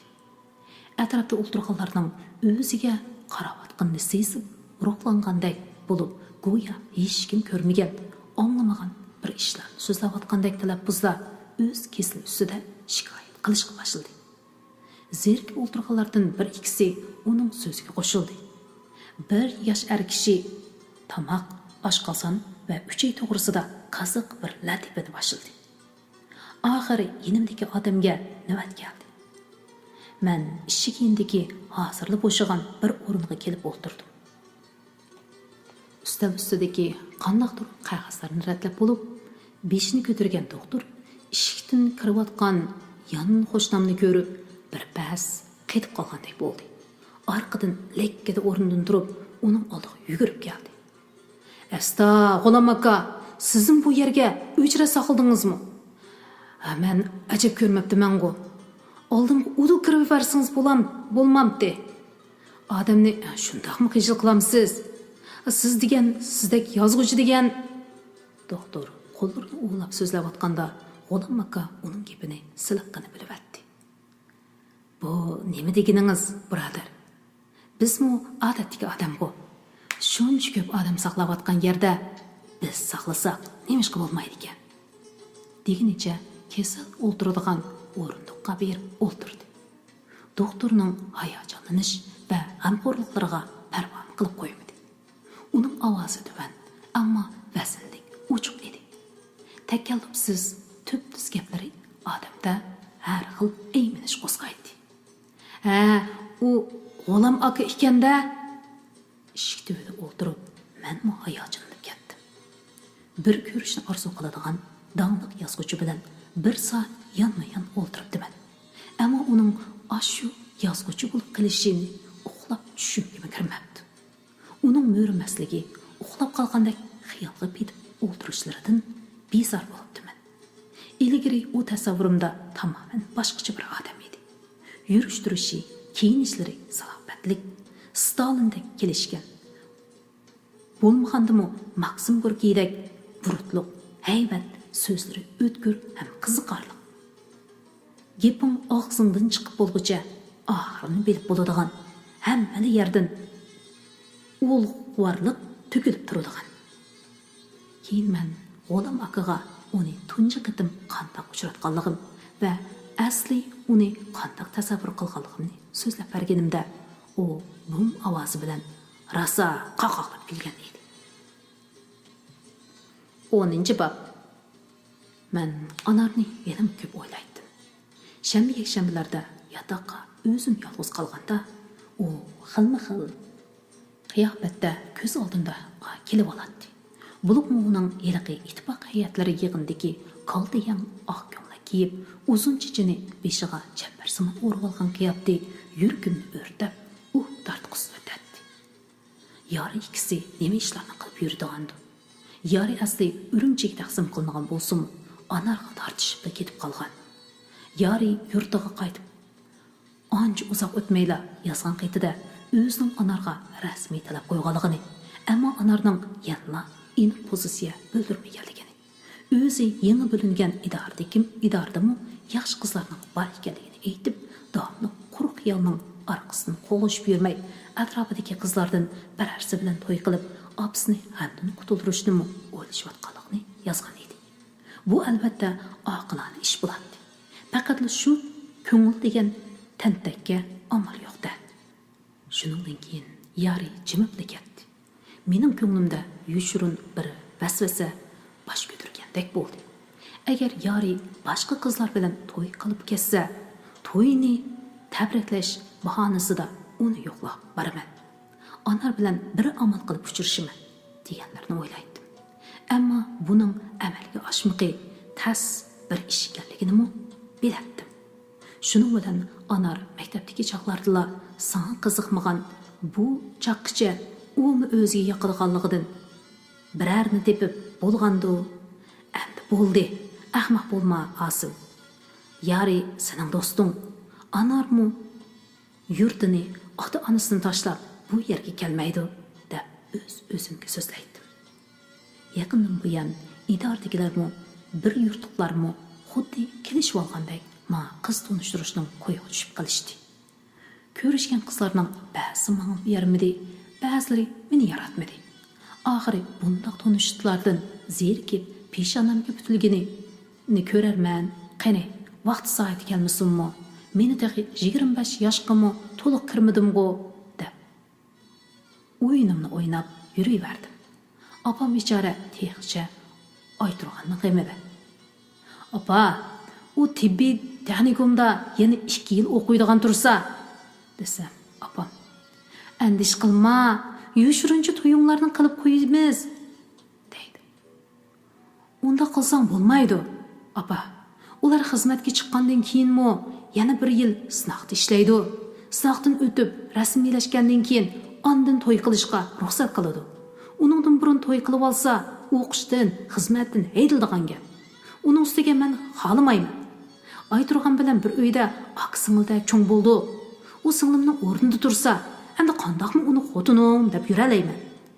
Dunyoda qizjiq, mush ishda meni zo'rlama, opa, deb men uchun turaman. Axir opam eg'izini e'tirof qilmasimi, ko'ngli deganlarimga tanbarda bo'lg'ay, meni ancha zo'rlab ketmaydigan bo'ldi. Lekin Urumchidan o'ynashning yepini qilsamlar, 4 buti o'ri qoladi. O'zim topaman desang, o'z g'uljilik, mijozi ayturgandek qiz topsan. Qashqarlik yoki turponlik bo'lsin bo'lmaydi. Urumchilikni hanzu mijoz keladi deydi. Undaq odamlar bilan men chiqisha olmayman deb turib oladi. Opa, nalik bo'lsa bo'lsin, o'zi yaxshi bo'lsa bo'ladi emasmi? deb men gapimda ching turaman. Qaraganda to'y qilib bir qizni nikohimga olmoqcha bu talash tortishdan qutulolmaydigan o'xshayman. Bir yakshanba kuni 2 qiz meni yo'qlab keldi. G'uljilik qizlar ekan. Mening bu yerda ishlaydiganligimni, g'uljilik ekanligimni anglab, yurt ishimiz ekan, aralashib o'taylik deb ketdi. Bu gapidan mamnun bo'ldim. Ular yotqinimizni ratlab berayli deb bir hazo ishlab, yotqinni o'ziga o'xshamaydigan qilib aytdi. Men mo'g'u yotqinni xilib haq tutatdim. Lekin qiz bolaning qo'li tekkan uy boshqacha bo'lib ketadi ekan deb qoldi. Orqadan langmanga tutish qilishdi. Biri ko'ktat odolsa, biri xamir yo'g'irib, langman bir damdilib pishirib keldi. Uchimiz paranglashib o'tirib, langman yeyotganda uyimni, opamni o'ylab ketdim. Amina ismli o'maqqina kelgan qiz ayturganlar qilib, ona tarafdan yiroq tuqqan keladi ekan. Ayturgan uningga xat yezib, mening bu yerdaligimni deb beribdi. Ham men bilan oralashib o'tishni topilabdi. Bu gapni anglab, ko'nglim g'ash bo'lib qoldi. Demak, opam bilan ayturgan qo'lchada turibmi, meni kontrol qilib etibdi. Ularning meni zotli erkimga qo'yib bergisi yo'q edi. Shu ochig'imda endi bu qizlarni izlamaslikni qaroriga keldim. Gerçi ular adab axloqliq, muloyim qizlar bo'lsa-mu, ular bilan ochiqimni besib turib xo'shlashdim. Chunki bu oxirgi ko'rish bo'lib qoladi. Ular meni kelar yakshanbaga to'q bilan ta'minlash idorasidagi yotqiga mehmonga taklif qilib qo'yishdi. Yakshanba kuni men yotqinning ishigini taqab 1-iyul paxta to'qimchilik fabrikasida ishlaydigan bir mahallik og'inamning yeniga ketdim. Og'inam belaq tutishqa havas qiladi ekan. İkimiz kun bo'yi daldiroq o't cho'plar bilan qaplangan o'stan bo'yida o'ltirib belaq tutdik. Keyin tutgan belaqlarimizni bir oshxonaga olib quritib rosa mazza qildik. U bir kichik oshxona edi. Oshxonaning ochiq eshigidan ishchi qizlar to'xtamay o'tishib turardi. Ular ko'zimga bir-biridan chiroyli ko'rindi. Orada og'inamga meni yo'qlab kelgan qizlarning gapini qilib bersam, u turib ketib, "To'xtag'ina, sen davotgan Amina qanday qiz ekan? Egiz bo'yliq, oq seri qizmi ekan?" Do'ngmalli. "Voy, undoq bo'lsa ta'ling kapti og'ina. U degan undoq qizlardan emas. O'ljida hali yigitlarning qo'li yetmagan qiz u. Men uni Urumchida xizmatga o'rinlashibdi deb anglagan. Aslida to'q idorasi ishlaydi ekanda. U seni yo'qlab kelgan bo'lsa, fursatni ching tut, uni hargiz qo'ldan berib qo'yma." dedi. Bu gaplar menga bir taqdirdan besharatdek tuyuldi. Mening u qizdan qechib bu yerga chiqqanim, aksicha u yerda uni taniydigan, obdan biladigan birisiga uchrashib qilishim taqdir emasmi? Peshonanga putilgan ish nada bo'lsa-mu, har qancha umutsizlik ichida bo'lsa-mu, kutmagan bir yo'llar bilan amalga oshadigan, yana ba'zi ishlar ko'z oldingda qo'l uchimda turibmi, har qancha qilsang-mu aplashmaydigan misollarni biz to'liq uchratdik. Mudahmo. Texim ajoyib biri dushanba kuni bo'limdan menga Urumchidagi bir avtorga bayramlik she'r uyushtirish vazifasi topshirildi. U avtor dal to'q idorasida ishlaydi ekan. Hikoyaga nasrlarni vaziyatga moslashtirib, talabga loyiq yoza oladi ekan. Men yotqimga chiqib, yengroq kiyimlarimni kiyib, oyog'imni maylab parqiratdim. Chechimni targ'ash aynakdagi qiyofatimga sinchilab qaradim. Bug'doy yo'nglik, budurchash, uruqqina, ammo mar issiq bir yigit aynakdan qarab turardi. Uning sal cho'nqur, o'ychan ko'rinadigan yo'g'on ko'zlaridan mangu astoydillik chiqib turardi. U gap o'yintishni, saqlabaslikni bilmaydi. Biror qizni yaxshi ko'rsa, yuragidimi ikki qo'llab taqdim qiladi. Ammo qizchi to'q idorasining darvozasidan kirib, xabarlash bo'limidagi Hanzu boy bilan burutliq Uyg'ur odamdan avtorimizning ishlaydigan o'rni va uyini so'rab o'tsam, ish kiyimi kiygan 30 yoshli bir odam. "Og'inlar, man kelgan xatchak yo'qmi?" deb kirib keldi. Ishxonadagilar, "Mana, san xatchak" deb men uni menga tanishtirib qo'yishdi. Bu ishim o'ngdan keldi. Shu yerda 5 minut paranglashib, tahrir bo'limidagilarning talab shartlarini unga yetkazdim. U doim matbuotlarning bunday vazifalarini o'rindaydigan, ishning yo'lini biladigan odam ekan. 3 kunning ichida bir nasr yezib, opirdiganligini bildirib, meni xotirjam qildi. Bu ishni yetkazib bo'lib, uningdan o'lchilik Amira ismli qizning nada ishlaydiganligini so'radim va ehtiyot yuzasidan yaqinda o'ljaga berib kelganligim va uning tuqqanlaridan xat holta olg'ash kelganligimni qo'shib qo'ydim. U meni Aminaning ishxonasiga boshlab akirdi. Amina zoldek cho'ng bir ishxonada qator qo'yib etilgan ustallarning birining oldida o'tirib, nihoyat ko'p jadvalni tekshirayotgan ekan. U meni ko'rib hayron qoldi va xushal bo'lganligidan yushirmayla. "Ajab obdan kelib qoldingiz-ku? Men tahi atigandan sizni izlab boray deb o'ylagan edim", dedi. Ikkimiz yolg'iz qolganda tunugin zo'r ishim chiqib qolganlikdan kelolmaganligimni aytib, uningga uzr so'radim. U hech qisi yo'q deb ko'ngliga olmaganligini bildirdi. Men uningdan, "Doim mushu yerda ishlamsiz? To'q bilan ta'minlash idorasida ishlayman desangiz, men sizni ish kiyimlarini kiyib, qandaqdir mashinalarni boshqarib ishlamdikin debdiman", dedim. Ba'zida boshqa o'rinlarga boradigan ishmi chiqadi. Lekin qizlar asosan ishxonada o'ltirib ishlaymiz. Ishimiz tas emas, dedi u. Vaqt tushga yiqilishib qolgan edi. U menga, Yuring, yataqqa kiraylik. Zeynura ikkimiz bir yataqda yatamiz. Tamoqni ko'pincha o'zimiz etib yeymiz. Tunigun sizni keladi deb alohida tayyorlik qilgan edik. Bugun bo'lsa-mu bo'laverdi. Sizni tasib berib mehmon qilaylik, dedi. Qizlar yotqini xuddi necha yil tutilgan uydek chiroyli yasab o'tiribdi. Hamma narsa shunday g'ayratlik, pokiz, joyi-joyida. Men Aminaning qarvitining yeniga chaplashgan o'zining va o'rin-uruq tuqqanlarning suratini qiziqib ko'rdim. Uning suratdagi turqidan bir xil tabiiylik, o'ziga bo'lgan ishonch chiqib turadi. Yasnishlarimni yatqida o'xshash ratlik, pokiz tuyg'u beradi. Gap so'zlarimni ochiq yo'ruq, yasalmalikdan xoli edi. Bu qizga qaragan seri ko'nglim yo'rib, xushallik va hayajondan yuragim o'ynashga boshladi. Oddiy, ammo qizlar ko'p jafoga tayyorlanganligi bilinib turgan tomoqlar nihoyatda o'xshagan edi. Tomoq yeyib ularni "Qo'linglar gul ekan-jumi?" deb maqtadim. Zeynura ma'nili kulib, "Meni emas, bu yoqni maqtang. Men faqat qarshi berdim", dedi. U hada bir ishlarni bahona qilib dalonga chiqib oladi.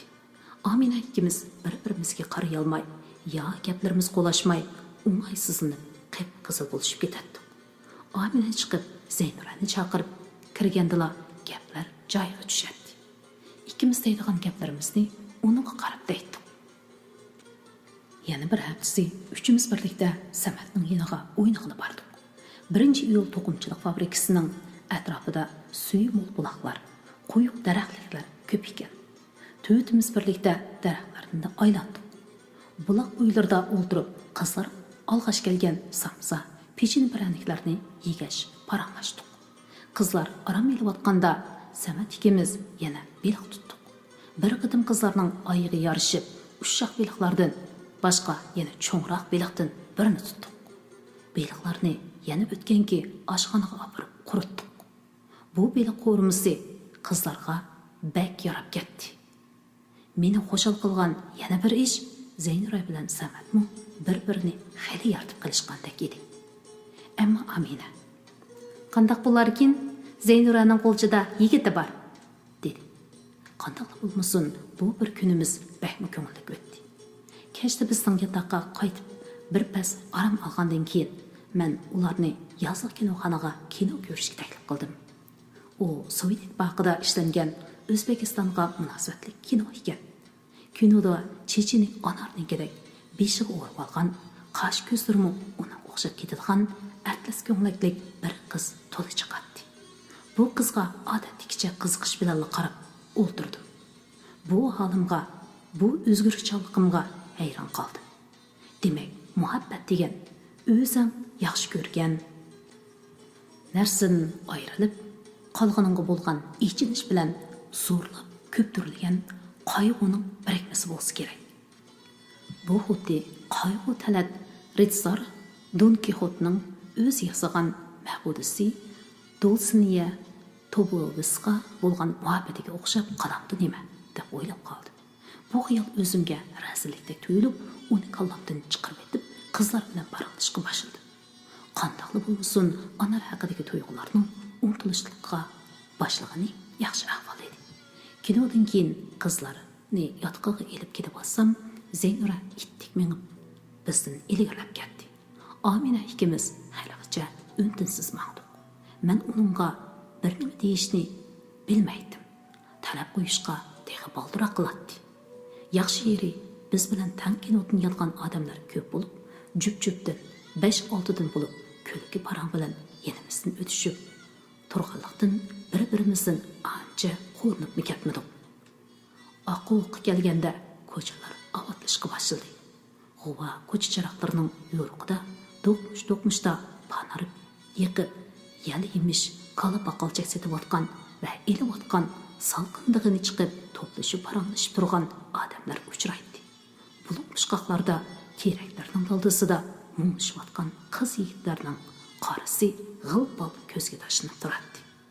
Akordionchi yigitni o'tirg'i elib, qatorlashib, jir-jirlab ketayotgan shu yillarning modasi bo'yicha gimnasturka kiyib olgan sho'x yigitlar, chochlarini bantiklab kaltiyan kang etek, bellarini chin qisib turadigan ko'ngaklarni kiyishib, qo'ltiqlashib, bir to'p qushqashdek vichirlashib, parangsilishib o'tadigan qizlar ko'chani bir pas shavqin suranga to'ldirib, bara-bara yiroqlab ketardi.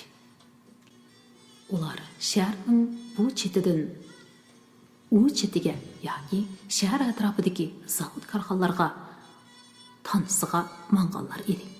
Ular tansini yarim kechalargacha yoki tong otqucha o'ynashardi. Ko'pincha ana shunda tomosha so'rinlarda tepishib to'y qilishadi.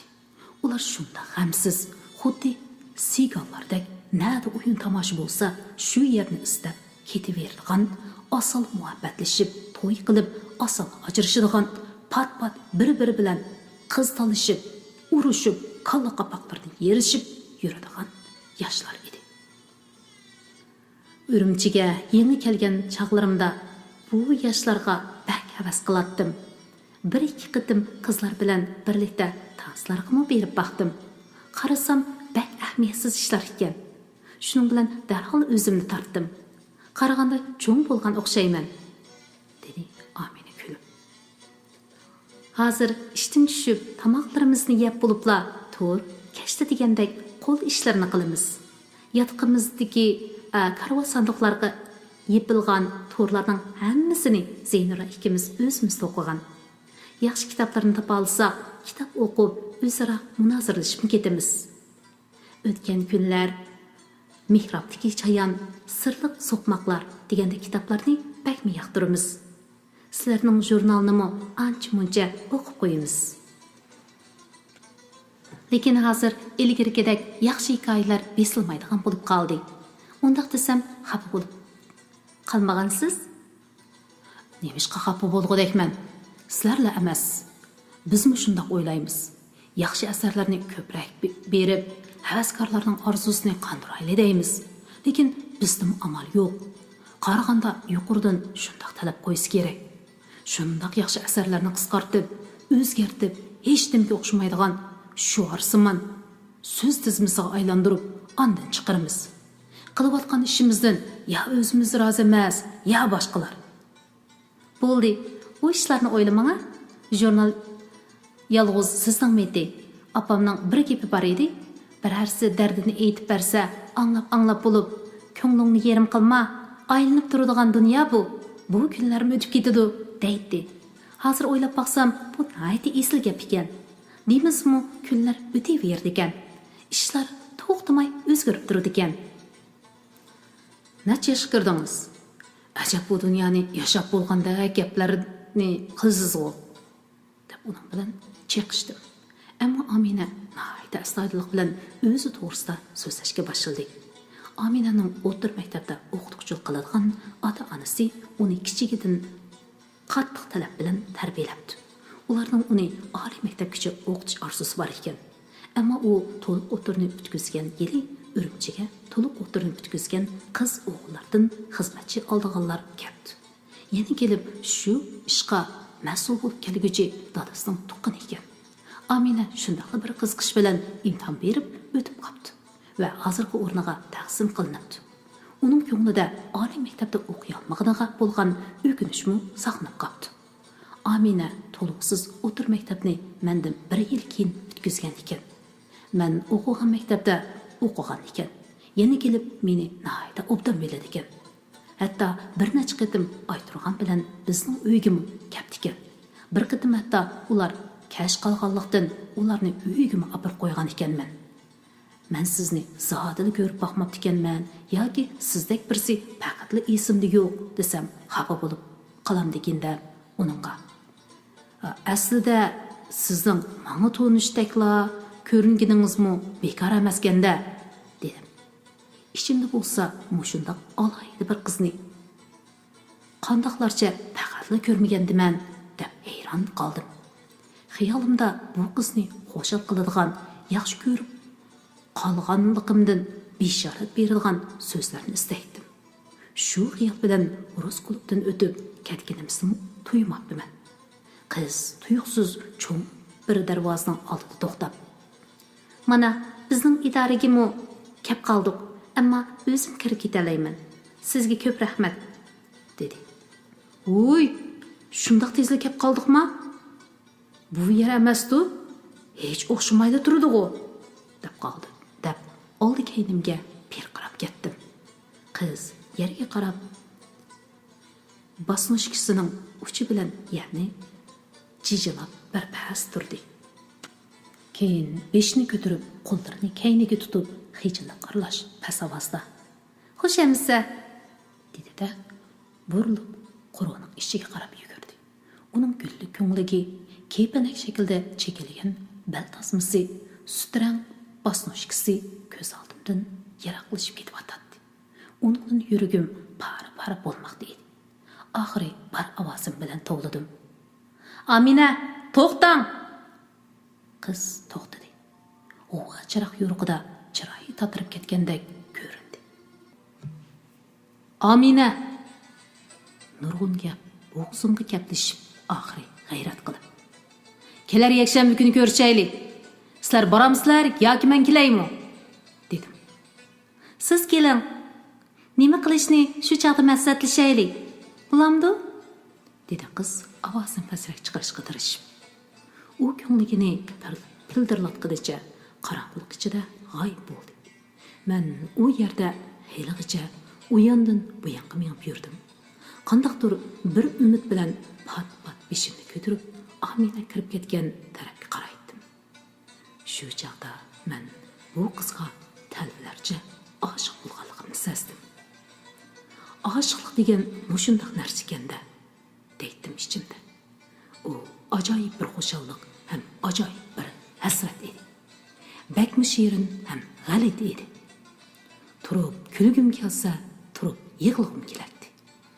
Ichimda bir narsa davolib, heli qizib, heli to'mib, titrak olishib ketayotgandek bilinadi. Yotoqqa kirib, o'tganda Mashal apandi bilan Burkut apandidan eshib qolgan yerim botilka aroqni o'zim yolg'iz ichdim. Ichib bo'lib bir haza kuldim. "Apamza, mening apam alomat apajimo. O'g'ilni uningdek tushundigan apadan yana birisi yo'q. Ma apamni qara. Oy turganmi mening singlim, o'z singlim. Umi meni tushundi." deb o'zim bilan o'zim so'zlashdim. Atsi birining yotoq eshigini kuchab urishidan uyg'onib soatga qarasam, tushdan keyin soat 3 bo'ldi. Ishxonaliklar mening undinsiz ishga kelmaganligimdan hayron qoldi. Mashal apandi ansirab nima bo'lganligimni bilish uchun yotqinga keldi. U meni idoraning atrofidagi bir ko'chaga boshlab bordi. U yerda viviskisi yo'q kichik bir oshxona bor ekan. Achchiq parchani suyuqosh bilan 2 romka aroqdan keyin hali aslimga kelib qoldi. Mashal apandi meni yotoqqa akilib qo'yib, "Xotirjam aramelang, bo'limdagilarga zukamdab qoptiman, doktorxonaga elib bordim deb qo'yaman", deb chiqib ketdi. Tunugunga g'alati tuyg'ular besqib, uning o'rniga shirin, hasratli bir sezim qolgan edi. Kashkish karvatda yetib, Aminani o'yladim. Shu bir hafta ichida tamak chekishdim, o'rgangan edim. Yakshanba kuni o'rnimdan sahar turib, yotiqimni tashladim.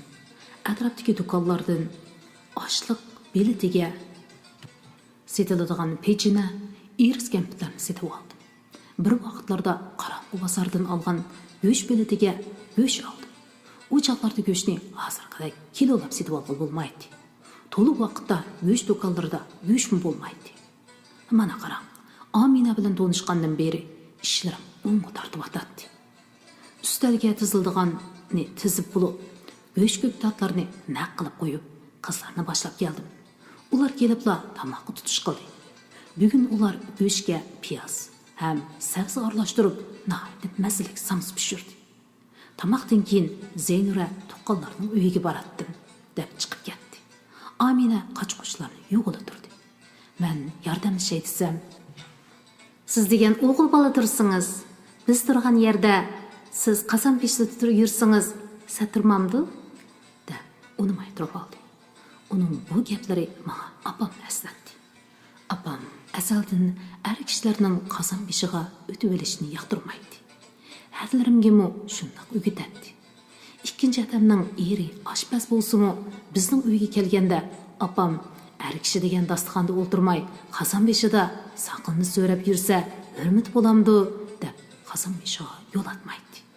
Hadlarim opamning oldida erlarni ishga buyurib qolsa, bak xafa bo'lib, u degan sening ering, bolalaringning dadisi, uning hurmati bo'lmasa, sen bilan bolalaringning hurmati bo'lamdi deydi.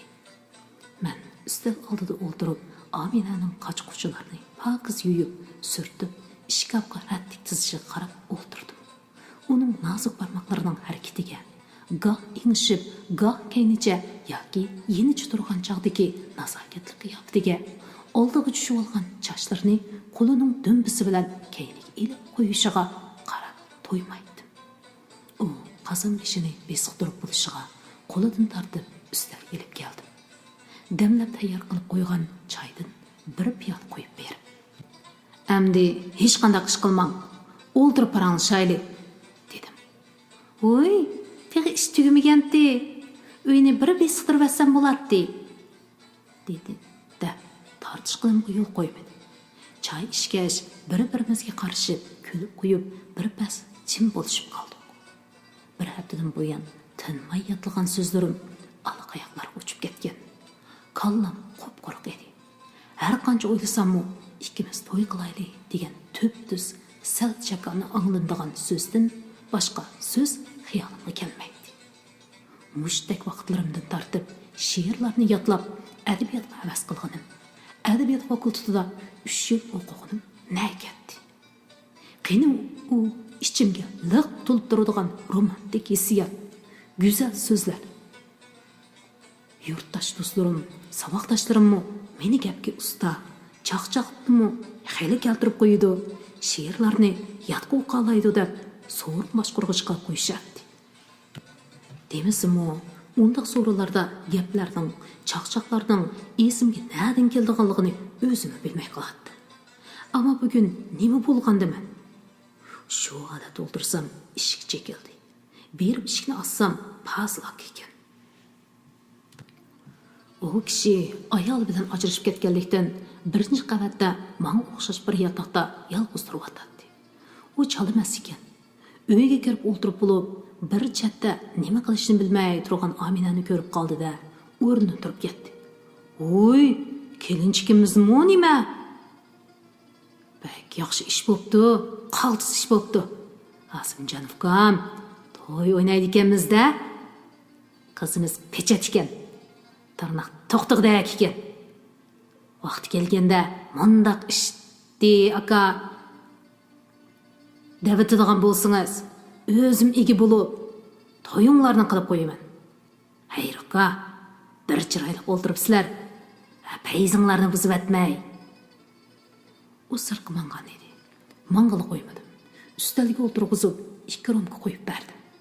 Anglicha Amina chaqqonlik bilan bir chini suiqashni atdi. Fazilkam achchiq suiqashni ichib bo'lib, birdan ishxondagilarning g'aybatini qildi.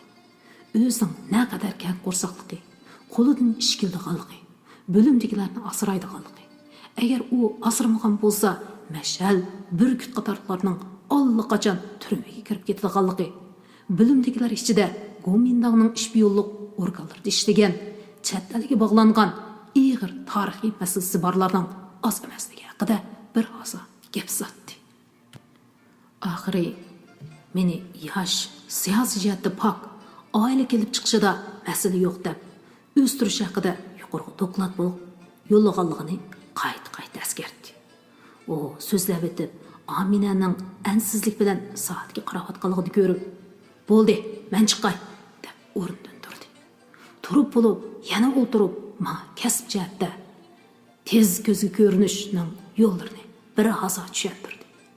Oxiri o'rnidan turganda, "Aka, sizni uyingizga o'zim olib chiqib qo'yaman" deb majburiy sirt qilib mangdim.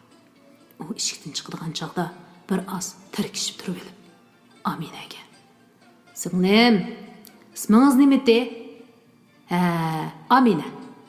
toyini tezroq qilinglar. Asimjon istiqbolliq yigit. Arqinglarda bekor gap chiqib qolmasin.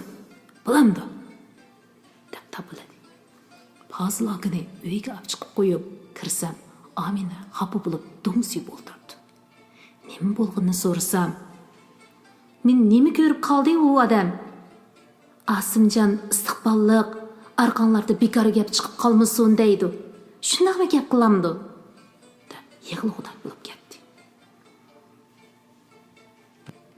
Bu odamning mijozi shundoq, uning ustiga mas ekan, ranjima.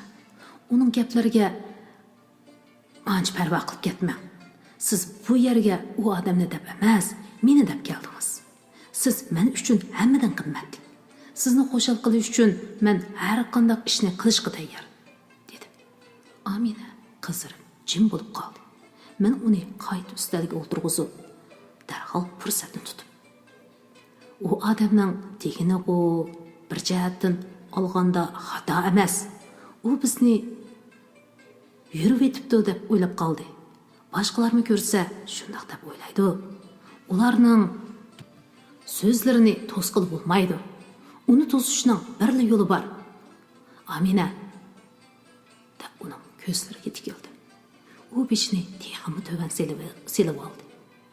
Amina, rostimni aytsam, men sizni tunji ko'rgan vaqtimda mana bu men izlab yurgan qiz ekan degan hissiyatga kelgan. Sizni tushungandan keyin sizni chin ko'nglimdan yaxshi ko'rib qoldim. Men doim sizni o'ylab, siz bilan ko'rishni orzu qilib yursam-mu, sizga og'iz ocha olmadim. Kim biladi? U qizning ko'nglida boshqa birisi bormi dehi, debmi o'yladim. Shu gaplarni qilib bo'lib, birpas to'xtab qoldim. Yana g'ayrat kelib, men sizni umrvoyat qadrlab, siz bilan birga o'ssam deb orzu qilaman. Sizdan darhol javob berishni talab qilmayman. O'yinib beqishingizni umid qilaman, dedim. Shu gaplarni qilayotganda nemishqidir Amina meni yaratmaydigandek, meni faqat yurtdishim debla izlab yurgandek bilinib, ko'nglim buzilib, ovozim titrab ketdi. Kutmaganda Amina beshini ko'tarib, menga lappada qaradi-da. Menmu bu ishni allaqurun o'ylanib bo'lgan. Men to'liqsiz o'tirdi o'qiyotgan chig'imda aytirgan gaplaringizni qilib beradigan chaqlarda sizni yartatdim. Siz bilan tanishgandan buyon sizga texmi bog'lanib qoldim. Agar undaq bo'lmasa, men sizni izlab yatqingizga kelarmidim, dedi. Uning gaplarini hang-tanglik ichida anglab, quloqlarimga ishonmay qoldim va yana bir qatim, demak, siz mening talabimni qabul qildingizmi? deb so'radi. Shunda men sizni qasddan uzoq saqlatishni xaldim. Keyingi ishlar nihoyatda tabiiy bo'ldi. Qo'shilligimdan uning ustidagi qo'llarini olqinim orasiga ilib mahkam qisdim. Ko'zlariga talmirib qaradim. Uning qandoqlarcha qo'chqinga kirib qolganini bilmayman. Faqat uning ko'kragimda turgan qizlarga xos xushbaroq chiqib turgan sochlariga lablarimni yaqin. Uning issiq tenini, ritmidan chiqqan yurak so'qishlarini his qilganim esimda. Uni so'yib olishni shunchalik orzu qilardim. Ammo u menga zot imkoniyat bermadi.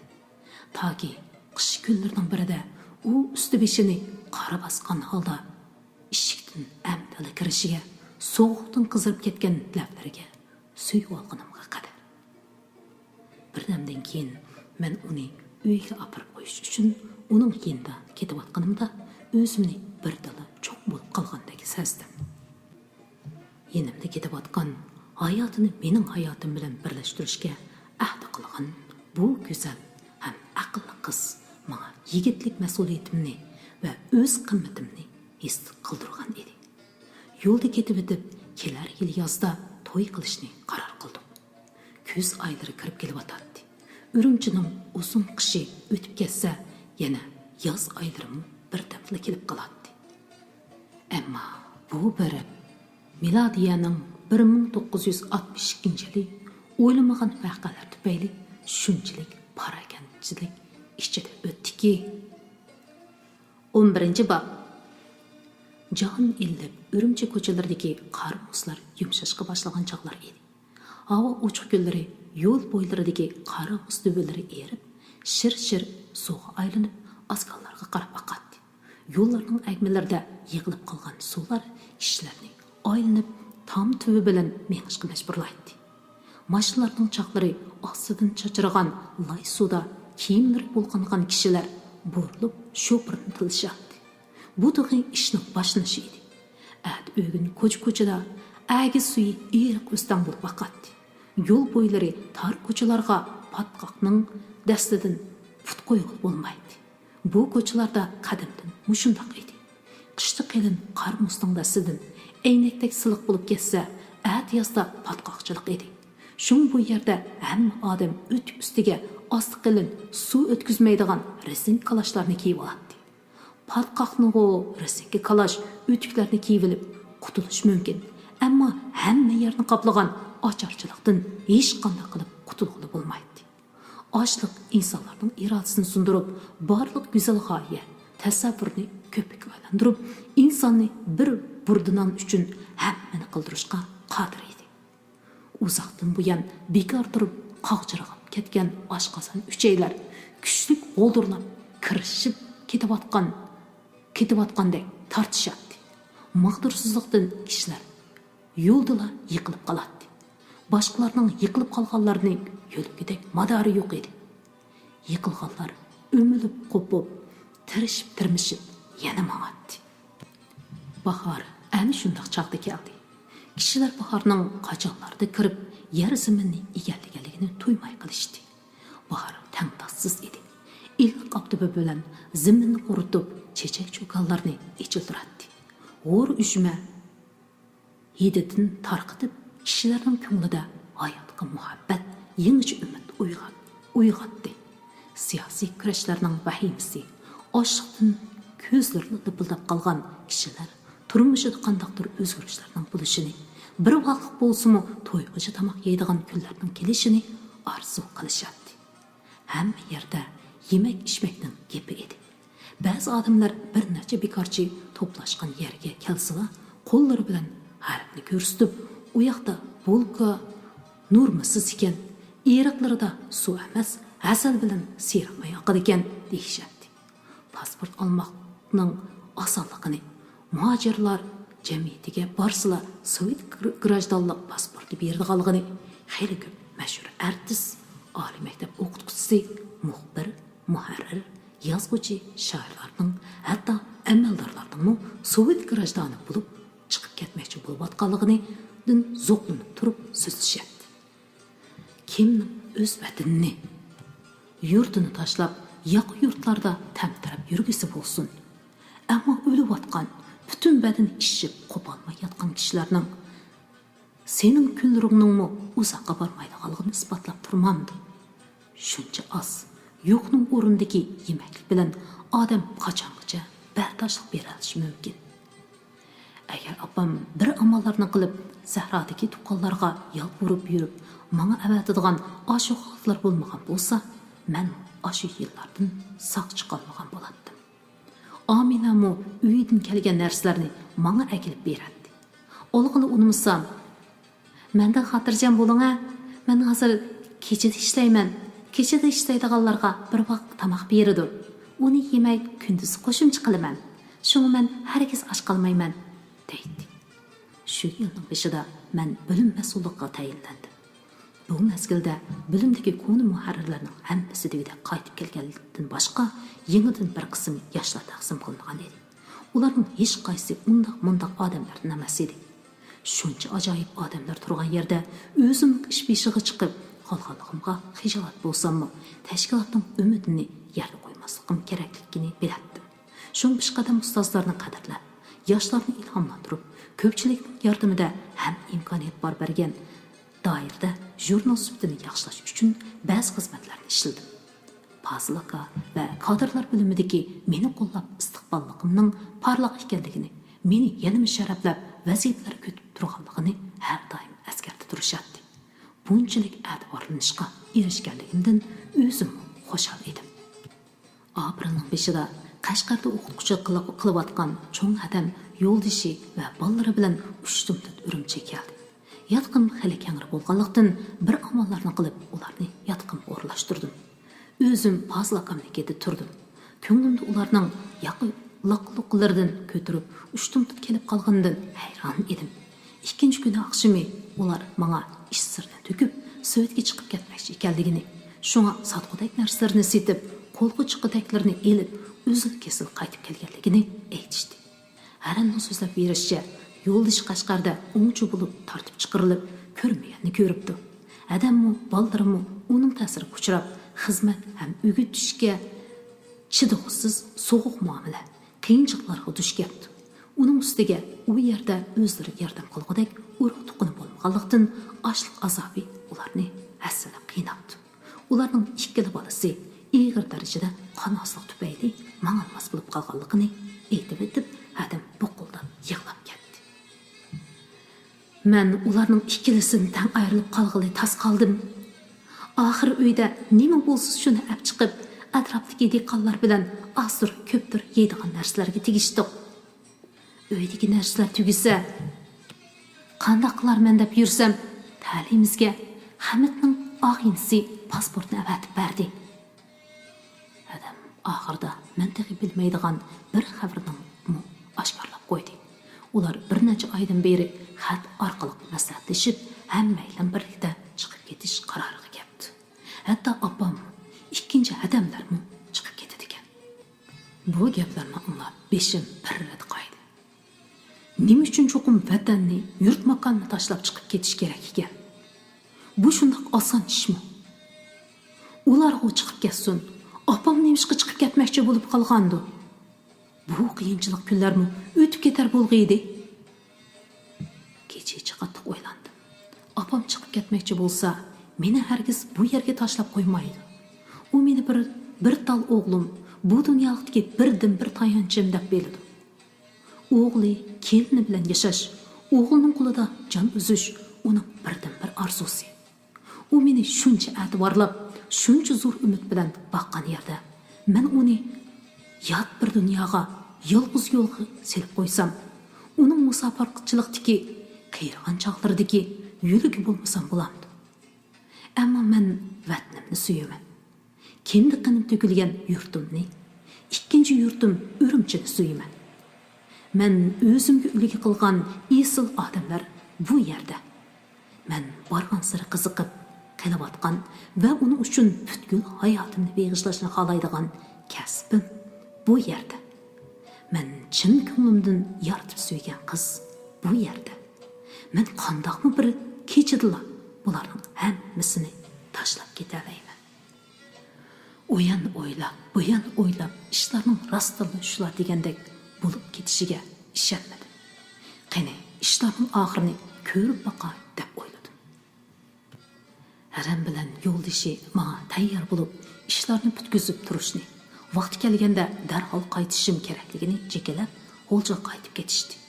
2 kundan keyin bu ishlarni unutib ketdim.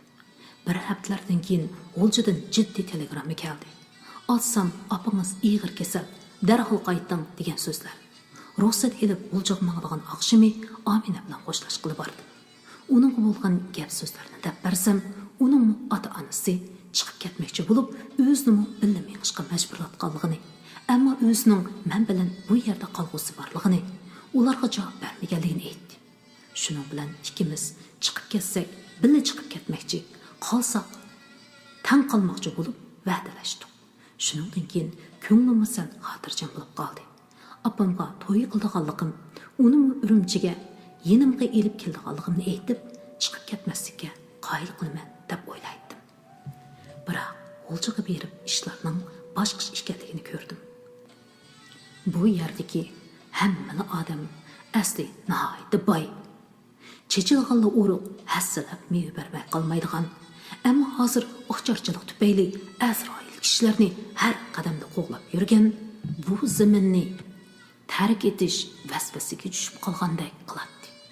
Men borgan kunimning atisi Qo'rg'as chegarasiga necha ming odamning yig'ilib olganligi, kishilarning chegara mudofaa xodimlaridan avtobus bilan chegaradan o'tkazib qo'yishni talab qilayotganligi, ammo chegara mudofaa xodimlarining qari bo'lmayotganligini angladim. Uyda o'tira olmay, mahalladagi yosh bolalar bilan ko'rib kelmoqchi bo'lib, qo'rg'asga chiqdim. Chegaraga borguncha yo'llarga patmay ketgan mashina traktorlar, ot uloqlar, ot harva, kal harvolari, yuk taqlarini ustiga yutgan piyodalarni ko'rdim. Chegarada texim ko'p odam yig'ilib turadi. Bu odamlarning ba'zilari uy makonlarini, bar bisotini tashlab, qo'llariga chiqqudekla narsalarni ilib kelgan bo'lsa, ba'zilari kollektivning quru chorva mollarini haydab kelishgan edi. Ularni boshlab ketayotgani bo'lgi bilan siyriqmay edi. Turli siyosiy qalpoq kamsitishdan qutulishni o'ylaydiganlarmi bor edi. Ular uningdan nerisini o'ylab yetolmaydi. O'ylashni xohlamaydi. To'yg'icha tamoq yeyish inson uchun eng aqalli talab edi. Ular atigi kunni palak choqi cho'rgilab, yana bir kunlarda o'zlari tashlab ketgan yurtiga tashna bo'lganliklarini, ammo shu chaqda qarshi ilmaydiganligini xiyoliga keltirishmaydi. Biz chegaraga texim yaqin bordik. Bu chegara amaliyotda yoz, kuz fasllarida daryoga aylanib ketadigan cho'nqur jilqi bo'lib, jilqi ustida ikki tarafdan tutashtirib turadigan bir simon ko'rik bor ekan. Ko'rikning o'tirsidagi qizil belga ikki tarafning chegarasini ayirib turdi ekan. Biz tarafda hech qanday to'siq yo'q. Chegara mudofaa xodimlari ko'rinmaydi. Nerqi tarafning to'pisi to'shqan, yugursimu izi tushib qolgudek darajada yumshoq og'dirib etilgan bo'lib, uning nerisiga uzun sim to'siq tortilgan. Ammo to'siqning bir tarafi qayrib ichib etilgan edi. Sim to'siqning ichida qator tizib etilgan yuk mashinalari turadi. Ba'zilarini sho'pirlar o't oldirib tayyor qilmoqda edi.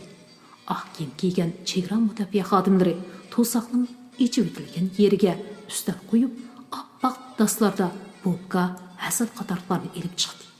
Ikki ofitser parqarab, o'ri ko'tarilib turgan yana bir cho'ng dasni ustal ustiga tizganda, bu yoqdagilar turolmay qilishdi. "Go'shgan, qaranglar, u go'shgan!" degan sadolar ko'tarildi. Bir askar yeyib turib bu tarafga qo'l bilanlatdi. Kishilar amdi chidab turolmay, tiqma bo'lib ko'rikka qarab mangdi. Ular ko'rikdan o'tganlarga bulka, go'sht tarqatib beradi. Keyin mashinaga silib ilib ketishadi. Aslidagi yig'ilib turganlar bara ozadi. Ammo taraf-tarafga tutashgan yo'llardan otliq, harvaliq, piyoda odamlar to'xtamay kelib turadi. Tushdan keyin o'lja tarafdagi yo'ldan bir necha jip va avtobus keldi. Oldidagi jipning shofiri tushib, o'ng tarafdagi eshikni ochdi. Jipdan tushgan yumaloq yuzli, ko'k ko'z, gavdali kelgan harbiy odam shapkasini qo'liga ilib, to'pisini qaqdi. Seriq budur chochlarini barmoqlari bilan toslab o'tgandan keyin qayta beshiga kiyib, yana bir jipdagi birsining tushishni saqlab turdi. Pagonlari belgilaridan qaraganda ikkilisi yuqori darajalik amaldorlarda qiladi. Orqadan ularning xonimlari bilan bolalari ikki kichik avtobusdan 20-30 necha askar tushdi. Ular chamadon, yuk tomoqlarini ko'tarib, qatorlashib ko'rikdan o'tib, qarshi qirg'oqqa chiqqanda, qarshi tarafda bir pas patparaqchilik bo'ldi. Bir necha ofitser bu tarafdan o'tgan ikki harbiy amaldorga chas berdi. Ularga bolka qatorliq narsalar tarqatib berildi. Keyin ikki harbiy amaldor va xotin bolalari pikap bilan oddiy askarlar avtobus bilan elib ketildi. Atrofimizda turgan qozoq chorvachilarning ichida ularni taniydiganlar bor ekan. Ularning deyishicha, bu ikki kishi Shinjang harbiy rayonining generali bo'lib, ularning chiqib ketishini rais Mao Zedong o'z tasdiqlagan ekan. Bu bir kun ichida biz har xil g'alati gapni ko'p angladik. Qaysisiga ishonish, qaysisiga ishonmaslikni bilmaydik. Yana shu yer turganlarning aytishicha, bir qozoq chol teriqi qatdiki harbiylardan bu qandaq ish? Mu shuncha ko'p odam sizlar tarafga borsak, sig'armizmi deb so'raganmish. Neri haqiqatdagi harbiy qanchalik odam o'lsa hammani qabul qilish yuqorining buyruqi. Atigan kelgan aeroplanni ko'rmadingmi? Shu aeroplanda Xrushev o'z keldi deb javob beribdimish. Shu arada ko'vrik ustida neri qattiq kelgan bir necha odam paydo bo'ldi. Ular u yoqqa berib bo'lib, unutilib qolgan narsalarni ilish uchun qaytib kelganlar ekan. Ular bizning aramizga kelib, xo'shanlik bilan: "Qarindoshlar, u yer bak yaxshi ekan. Kommunizm deganni shu yerda ko'rdik. Nima yeyman desam, bor ekan. Hamma narsa bak arzon ekan" deyishdi. Hammamizga bir parchadan qora polka tarqatib berib, "Sizlarmi ikkilanmay chegaradan o'tinglar. Ular bizga uy, chidirlarni tayyor qilib qo'yibdi. Qancha ko'p bo'lsanglarmi, shuncha yaxshi. Qanchalik tursanglarmi, ixtiyoringlar" deydi. Ularning gapini anglab, aslida chiqib ketish niyati yo'q. Ikki qo'lini yanchiqqa silib, tomosha ko'rib turgan bir muncha odammi ko'rikdan o'tib ketishdi. Ammo ular shu ketgancha qaytib kelolmadi. Biz shaharga qaytib borgandan keyin ko'rganlarimizni boshqalarga so'zlab berdik. Ba'zilar hayajonlandi, qiziqdi, ba'zilar gap qilmay o'tirishdi. Cho'ng yoshli, urug' bir odam: "Biz bilmaydigan yer emas u soyuz degan. Ocharchilik shu yerdami bo'lgan. Nurg'un odam ochliqdan o'lib ketgan. Hozir yaxshilanib ketgani bilan keyin qanday bo'lishini bir Alloh biladi. Men jiq davlatni ko'rdim. Lekin odam uchun o'z yurtidan yaxshi yer yo'q. Toshmi tushgan yerda aziz deb bekor aytmagan" dedi. Bu odamning so'zi menga cho'nqur ta'sir qildi.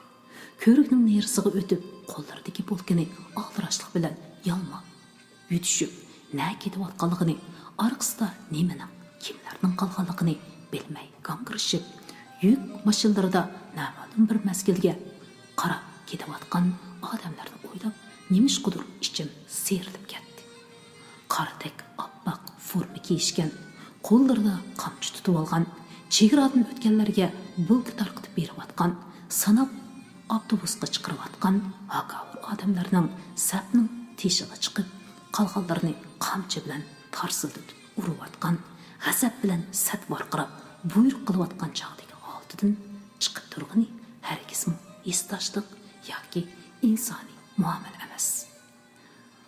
Ashu hakavur odamlar har qitim bizning taqdirimiz qil ustida turgan paytlarda bir barmoq bilan taqdirimizni o'zgartib, o'z manfaati uchun bizni arzimas pechka sifatida qurbon qilib kelgan edi. Acaba ular bugun bizning odamlarimizni esdoshlik qilgani va ko'ngil bo'lgani uchun elib ketib otamdi? Tarixda Char Rossiya O'rta Osiyoga besib olgandan keyin chegara rayonlarini mustahkamlash uchun to'xtovsiz ravishda zaminimizdan odam yo'tkab keldi. Bu yo'tkash 1871-yili Char Rossiya elini besib olgan yillarda yuqori pallaga chiqib, zo'rlik, bulangchilik tusini oldi.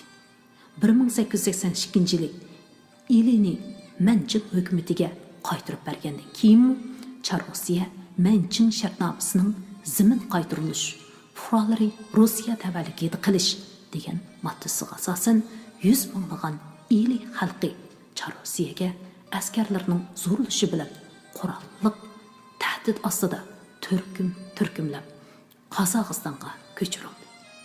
Taq yo'llari qarshilik ko'rsatganlar va ochliq, yerib charchashdan o'lib ketganlarning jasadlari bilan to'ldi. Mana bu tarixda ko'ch deb atalgan insoniyat tarixida oz uchraydigan odam bulangchiligi bo'lib, xalq orasida bugungacha saqlanib kelayotgan ko'ch qo'shoqlari ashu ichinishli tarixning obidlaridir. Bu bulangchilik keyingi yillarda har xil shaklda davomlashib keldi. Grajdanlar uyushmalari bir kun jim yotmadi. Uyg'urlar, qozoqlar, hatto Shiba, Tungallar yuzlab, minglab nerki qatqa o'tib ketishyapti. Bu qitim qismi ana shunda ko'chlarning bir bo'lib, o'xshamaydigan yeri xalq o'z rosiligi bilan vatanni tashlab chiqib ketib atadi. 12 bob. Opam bilan Urumchidan barg'ucha pasportlarni naq qilib, uydagi sotadigan narsalarni setib, bu yerda qoladigan xatlarga topshirib, bir necha cho'ng sumka yuk taqlarni tayyorlab, mening yo'limga qarab o'ltirgan ekan. Tushundirish yolg'izlarim, to'y uni Urumchiga akilib boqadiganligim uni qilchi ertalmadi. Aksicha u yig'lab, yolvorib, ba'zida hushdan ketib, yana ba'zida og'riq qilib, meni amonsiz o'ringa tushirib qo'ydi. Hatto sen ashu kichikina amalingni deb mendan voz kechmoqchi bo'lyapsan. Bu amal sana qanchalik asqatar? Aslida sana ona lozim emas, amal lozim ekan emasmi? deb topdan muqildi. Yosh vaqtlarida o'z yolg'iz oldi bolani boqaman deb tortgan jafolarni, bo'lib meni dadamning o'rnida dada, akamning o'rnida aka bo'ladigan balam deb bilganligini, bu dunyolikdagi ham umidni menga bog'laganligini, mendan ayrilishdan, o'limdan afzal ko'rdiganligini aytib yig'layotganda mening yuragim yiqib ketgandek bo'ldi. Opamning yosh, chiroyli vaqtlarining qandoq jafo mushaqqatli o'tganligi, ashu jafo mushaqqatlar uning suvatindek qomatini qandoq bukib tashlaganligiga men besh qo'ldek ayon edi.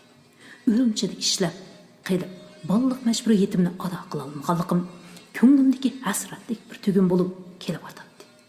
Endi u chet elga chiqib ketaman bo'lsa, "Xayr xo'sh opa" deb bu yerda qilishim kerakmi? Yoki yot elda noma'lum manzillarda uning dardini tang tortishib, qo'liga qo'l, putiga put bo'lishim kerakmi? Xiyollarim oxiri chiqmas xiyollarga aylangan edi. Opamning aka inlari tog'larimi? Sen degan bir tal o'g'il tursang, opangni kuyovlarga topshirib, bu yerda qolaman desang, qandoq bo'ladi? Opang u yerda kimga tayindi? deyishadi. Ular vatanparvarlik degandek cho'ng gaplarni tushunmaydigan, vafodorlikni, ona bola qon qarindoshlik muhabbatini hammadan a'lo ko'radigan kishilar edi. Ular tijorat qilib o'tgan ota-bobosining oti bo'yicha odam deganning vatani bo'lmaydi. Qayerda kuni yaxshi o'ssa, vatani shu yerda deb qarashadi. Opam bilan tuqqanlarimni qayil qila olmay Urumchiga qaytib keldim. Aminaning ota-onasi bilan bir necha kunning ichida chegaradan chiqib ketadiganligi xabarini topdim. Ikkimiz u yoqqa o'tib bo'lgandan keyin cho'qim bir-birimizni izlab topmay qo'ymaymiz deb va'dalashdik. Urumchiga qaytib kelgan kunim yotoqda bir kun dam olg'ach, o'y fikrlarimni ratlab, yanala tashkilga ahvolimni aytib beqish qaroriga keldim. Atsa deganda Fazil aka bir kunlik ishlarni o'rinlashtirib bo'lib, putini ustalga ilib, xiyol surib o'tirganda oldiga kirdim. U putini ustaldan tushirib, "Keling Asimjon, ishlar qandoq? Apingiz yaxshi bo'lib qoptimi?" deb ochiq chiroy qarshi oldi. "Ishlar chatoq, aka" desam. "Voy, nima deysiz endi? Qandoq chatoq?" deb ishonmagandek ko'zimning ichiga qarab qo'ydi. Oldiga kelib o'ltirib, uningga o'zim duch kelgan ishlarni so'zlab berib, "Opam bilan birga chiqib ketmay ilojim yo'q aka. Men bu qitim tashkildan ruxsat etish uchun keldim" dedim. Fazil aka gapimni anglab cho'chigandek birdan jim o'ltirib ketdi. Orqadan, "Ukam, qat'iy qaroringiz shumi?" deb so'radi. "Shundoq aka" dedim. U chiqib ketib, birdamdan keyin meni kadrlar bo'limiga boshlab kirdi. Kadrlar bo'limining boshlig'i Li familiya ko'zoynaklik odam. Ilgari meni ko'rsa, ichilib, hol-ahvol so'rab ketadi. Bu qitim beshini ko'tarib qarab qo'ydi. Birdamdan keyin qapoqlari turib oldi menga. "Hey Asim, hey Asim, men seni mundaq ish bilan oldimga kirib qilar deb hargiz o'ylamabdi ekanman. Biz seni shuncha e'tiborlab ishlatdik. Hatto maktabdagi xatolikingni surishtirmadik. Sendan shuncha umidlarni kutdik. Shundoq turuqliq nima chiqib ketman deysan? Yaxshi odamlar, qo'lidan ish keladigan odamlar Bizgimi lazım? Men seni qo'yib bera olmayman, dedi. Mana shu narsa aydın ediki, bu ishni ig'izga olgan ekanman, cho'qim bir boshqa ilib chiqishim kerak. Chiqib ketolmasam, keyin bu ish beshimga bir balo bo'lishi turg'anlagan. Shuning bilan talabimni yana bir qatim takrorlab, "Menmu amalsizlikdan shunday qilmoqchi bo'lyapman. Apamni hech qanday qilib raydan yondira olmadim. Endi uni yolg'iz tashlab qo'ya olmayman. U yashnab qoldi, salomatligi yaxshi emas", dedim. Bo'lim boshlig'i menga g'azab bilan birdan qarab turib, "Sana vatan muhimmi, ana muhimmi?" deb so'radi.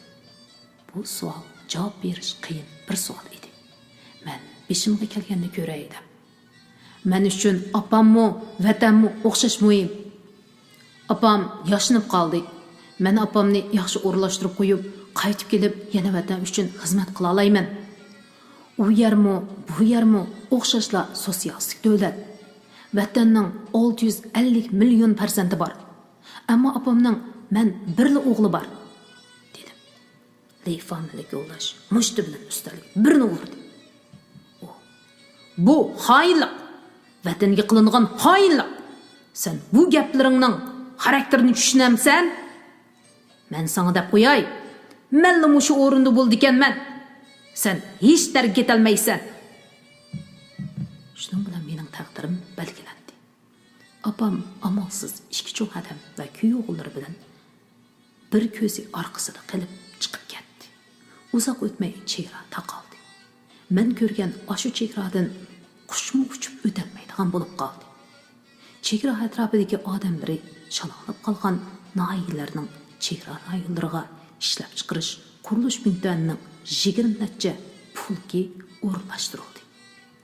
Aradan nurg'un yil o'tib, ikki davlat diplomatsiyadagi muzlar erishga boshlaganda, anda sonda u yoqdan kelib qolganlarning og'zidan men opamning hadalarim bilan birlikda Sovet ittifoqining butkul O'rta Osiyo jumhuriyatlarini kesib sarson sargardon bo'lib yurganligini, hech nani o'ljaga o'xshatolmay, oxiri opam ikkinchi hadamning Qozog'istonning Jungu chegarasidan o'tgandan keyingi tunji bosiri bo'lgan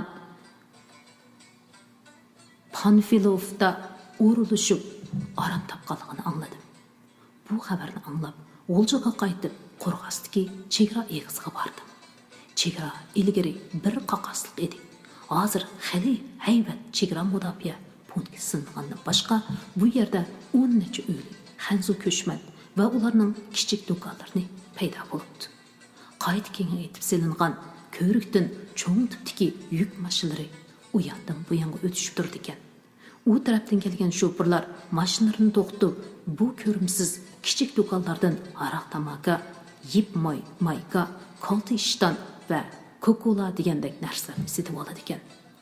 Chegaraning nariqi qetidimi yangi imoratlar ko'zga tashlanadi. Imoratlarning orasidagi yo'l Panfilov bozoriga tutishadi. Panfilovda mening opam yashaydi. U g'uljini tashlab ketgan, ammo uning yetini purab turish uchun vatan osmonini yiroqdan bo'lsa-mu ko'rib turish uchun bu kichik bozorga kelib o'ltiraqlashgan edi. Men xuddi opamni ko'ralaydigandek, yedini yediyalaydigandek u tarafdan urilayotgan shamolga yuzinib, yiroqlarga so'zilgan ashu yo'lga qarab uzoq turdim. Ko'nglimda opammi ba'zida nariqi tarafdan yo'lning beshiga kelib qarab turdigandi. O'g'lini ko'rishni orzu qildigandi deb o'ylab ko'z yoshlarimni to'xtatib olmay qoldim. Men opamni bakmi seg'ingan edim. Uni o'ylamay, seg'inmay o'tgan bir kunim yo'q desam ortiq kelmaydi.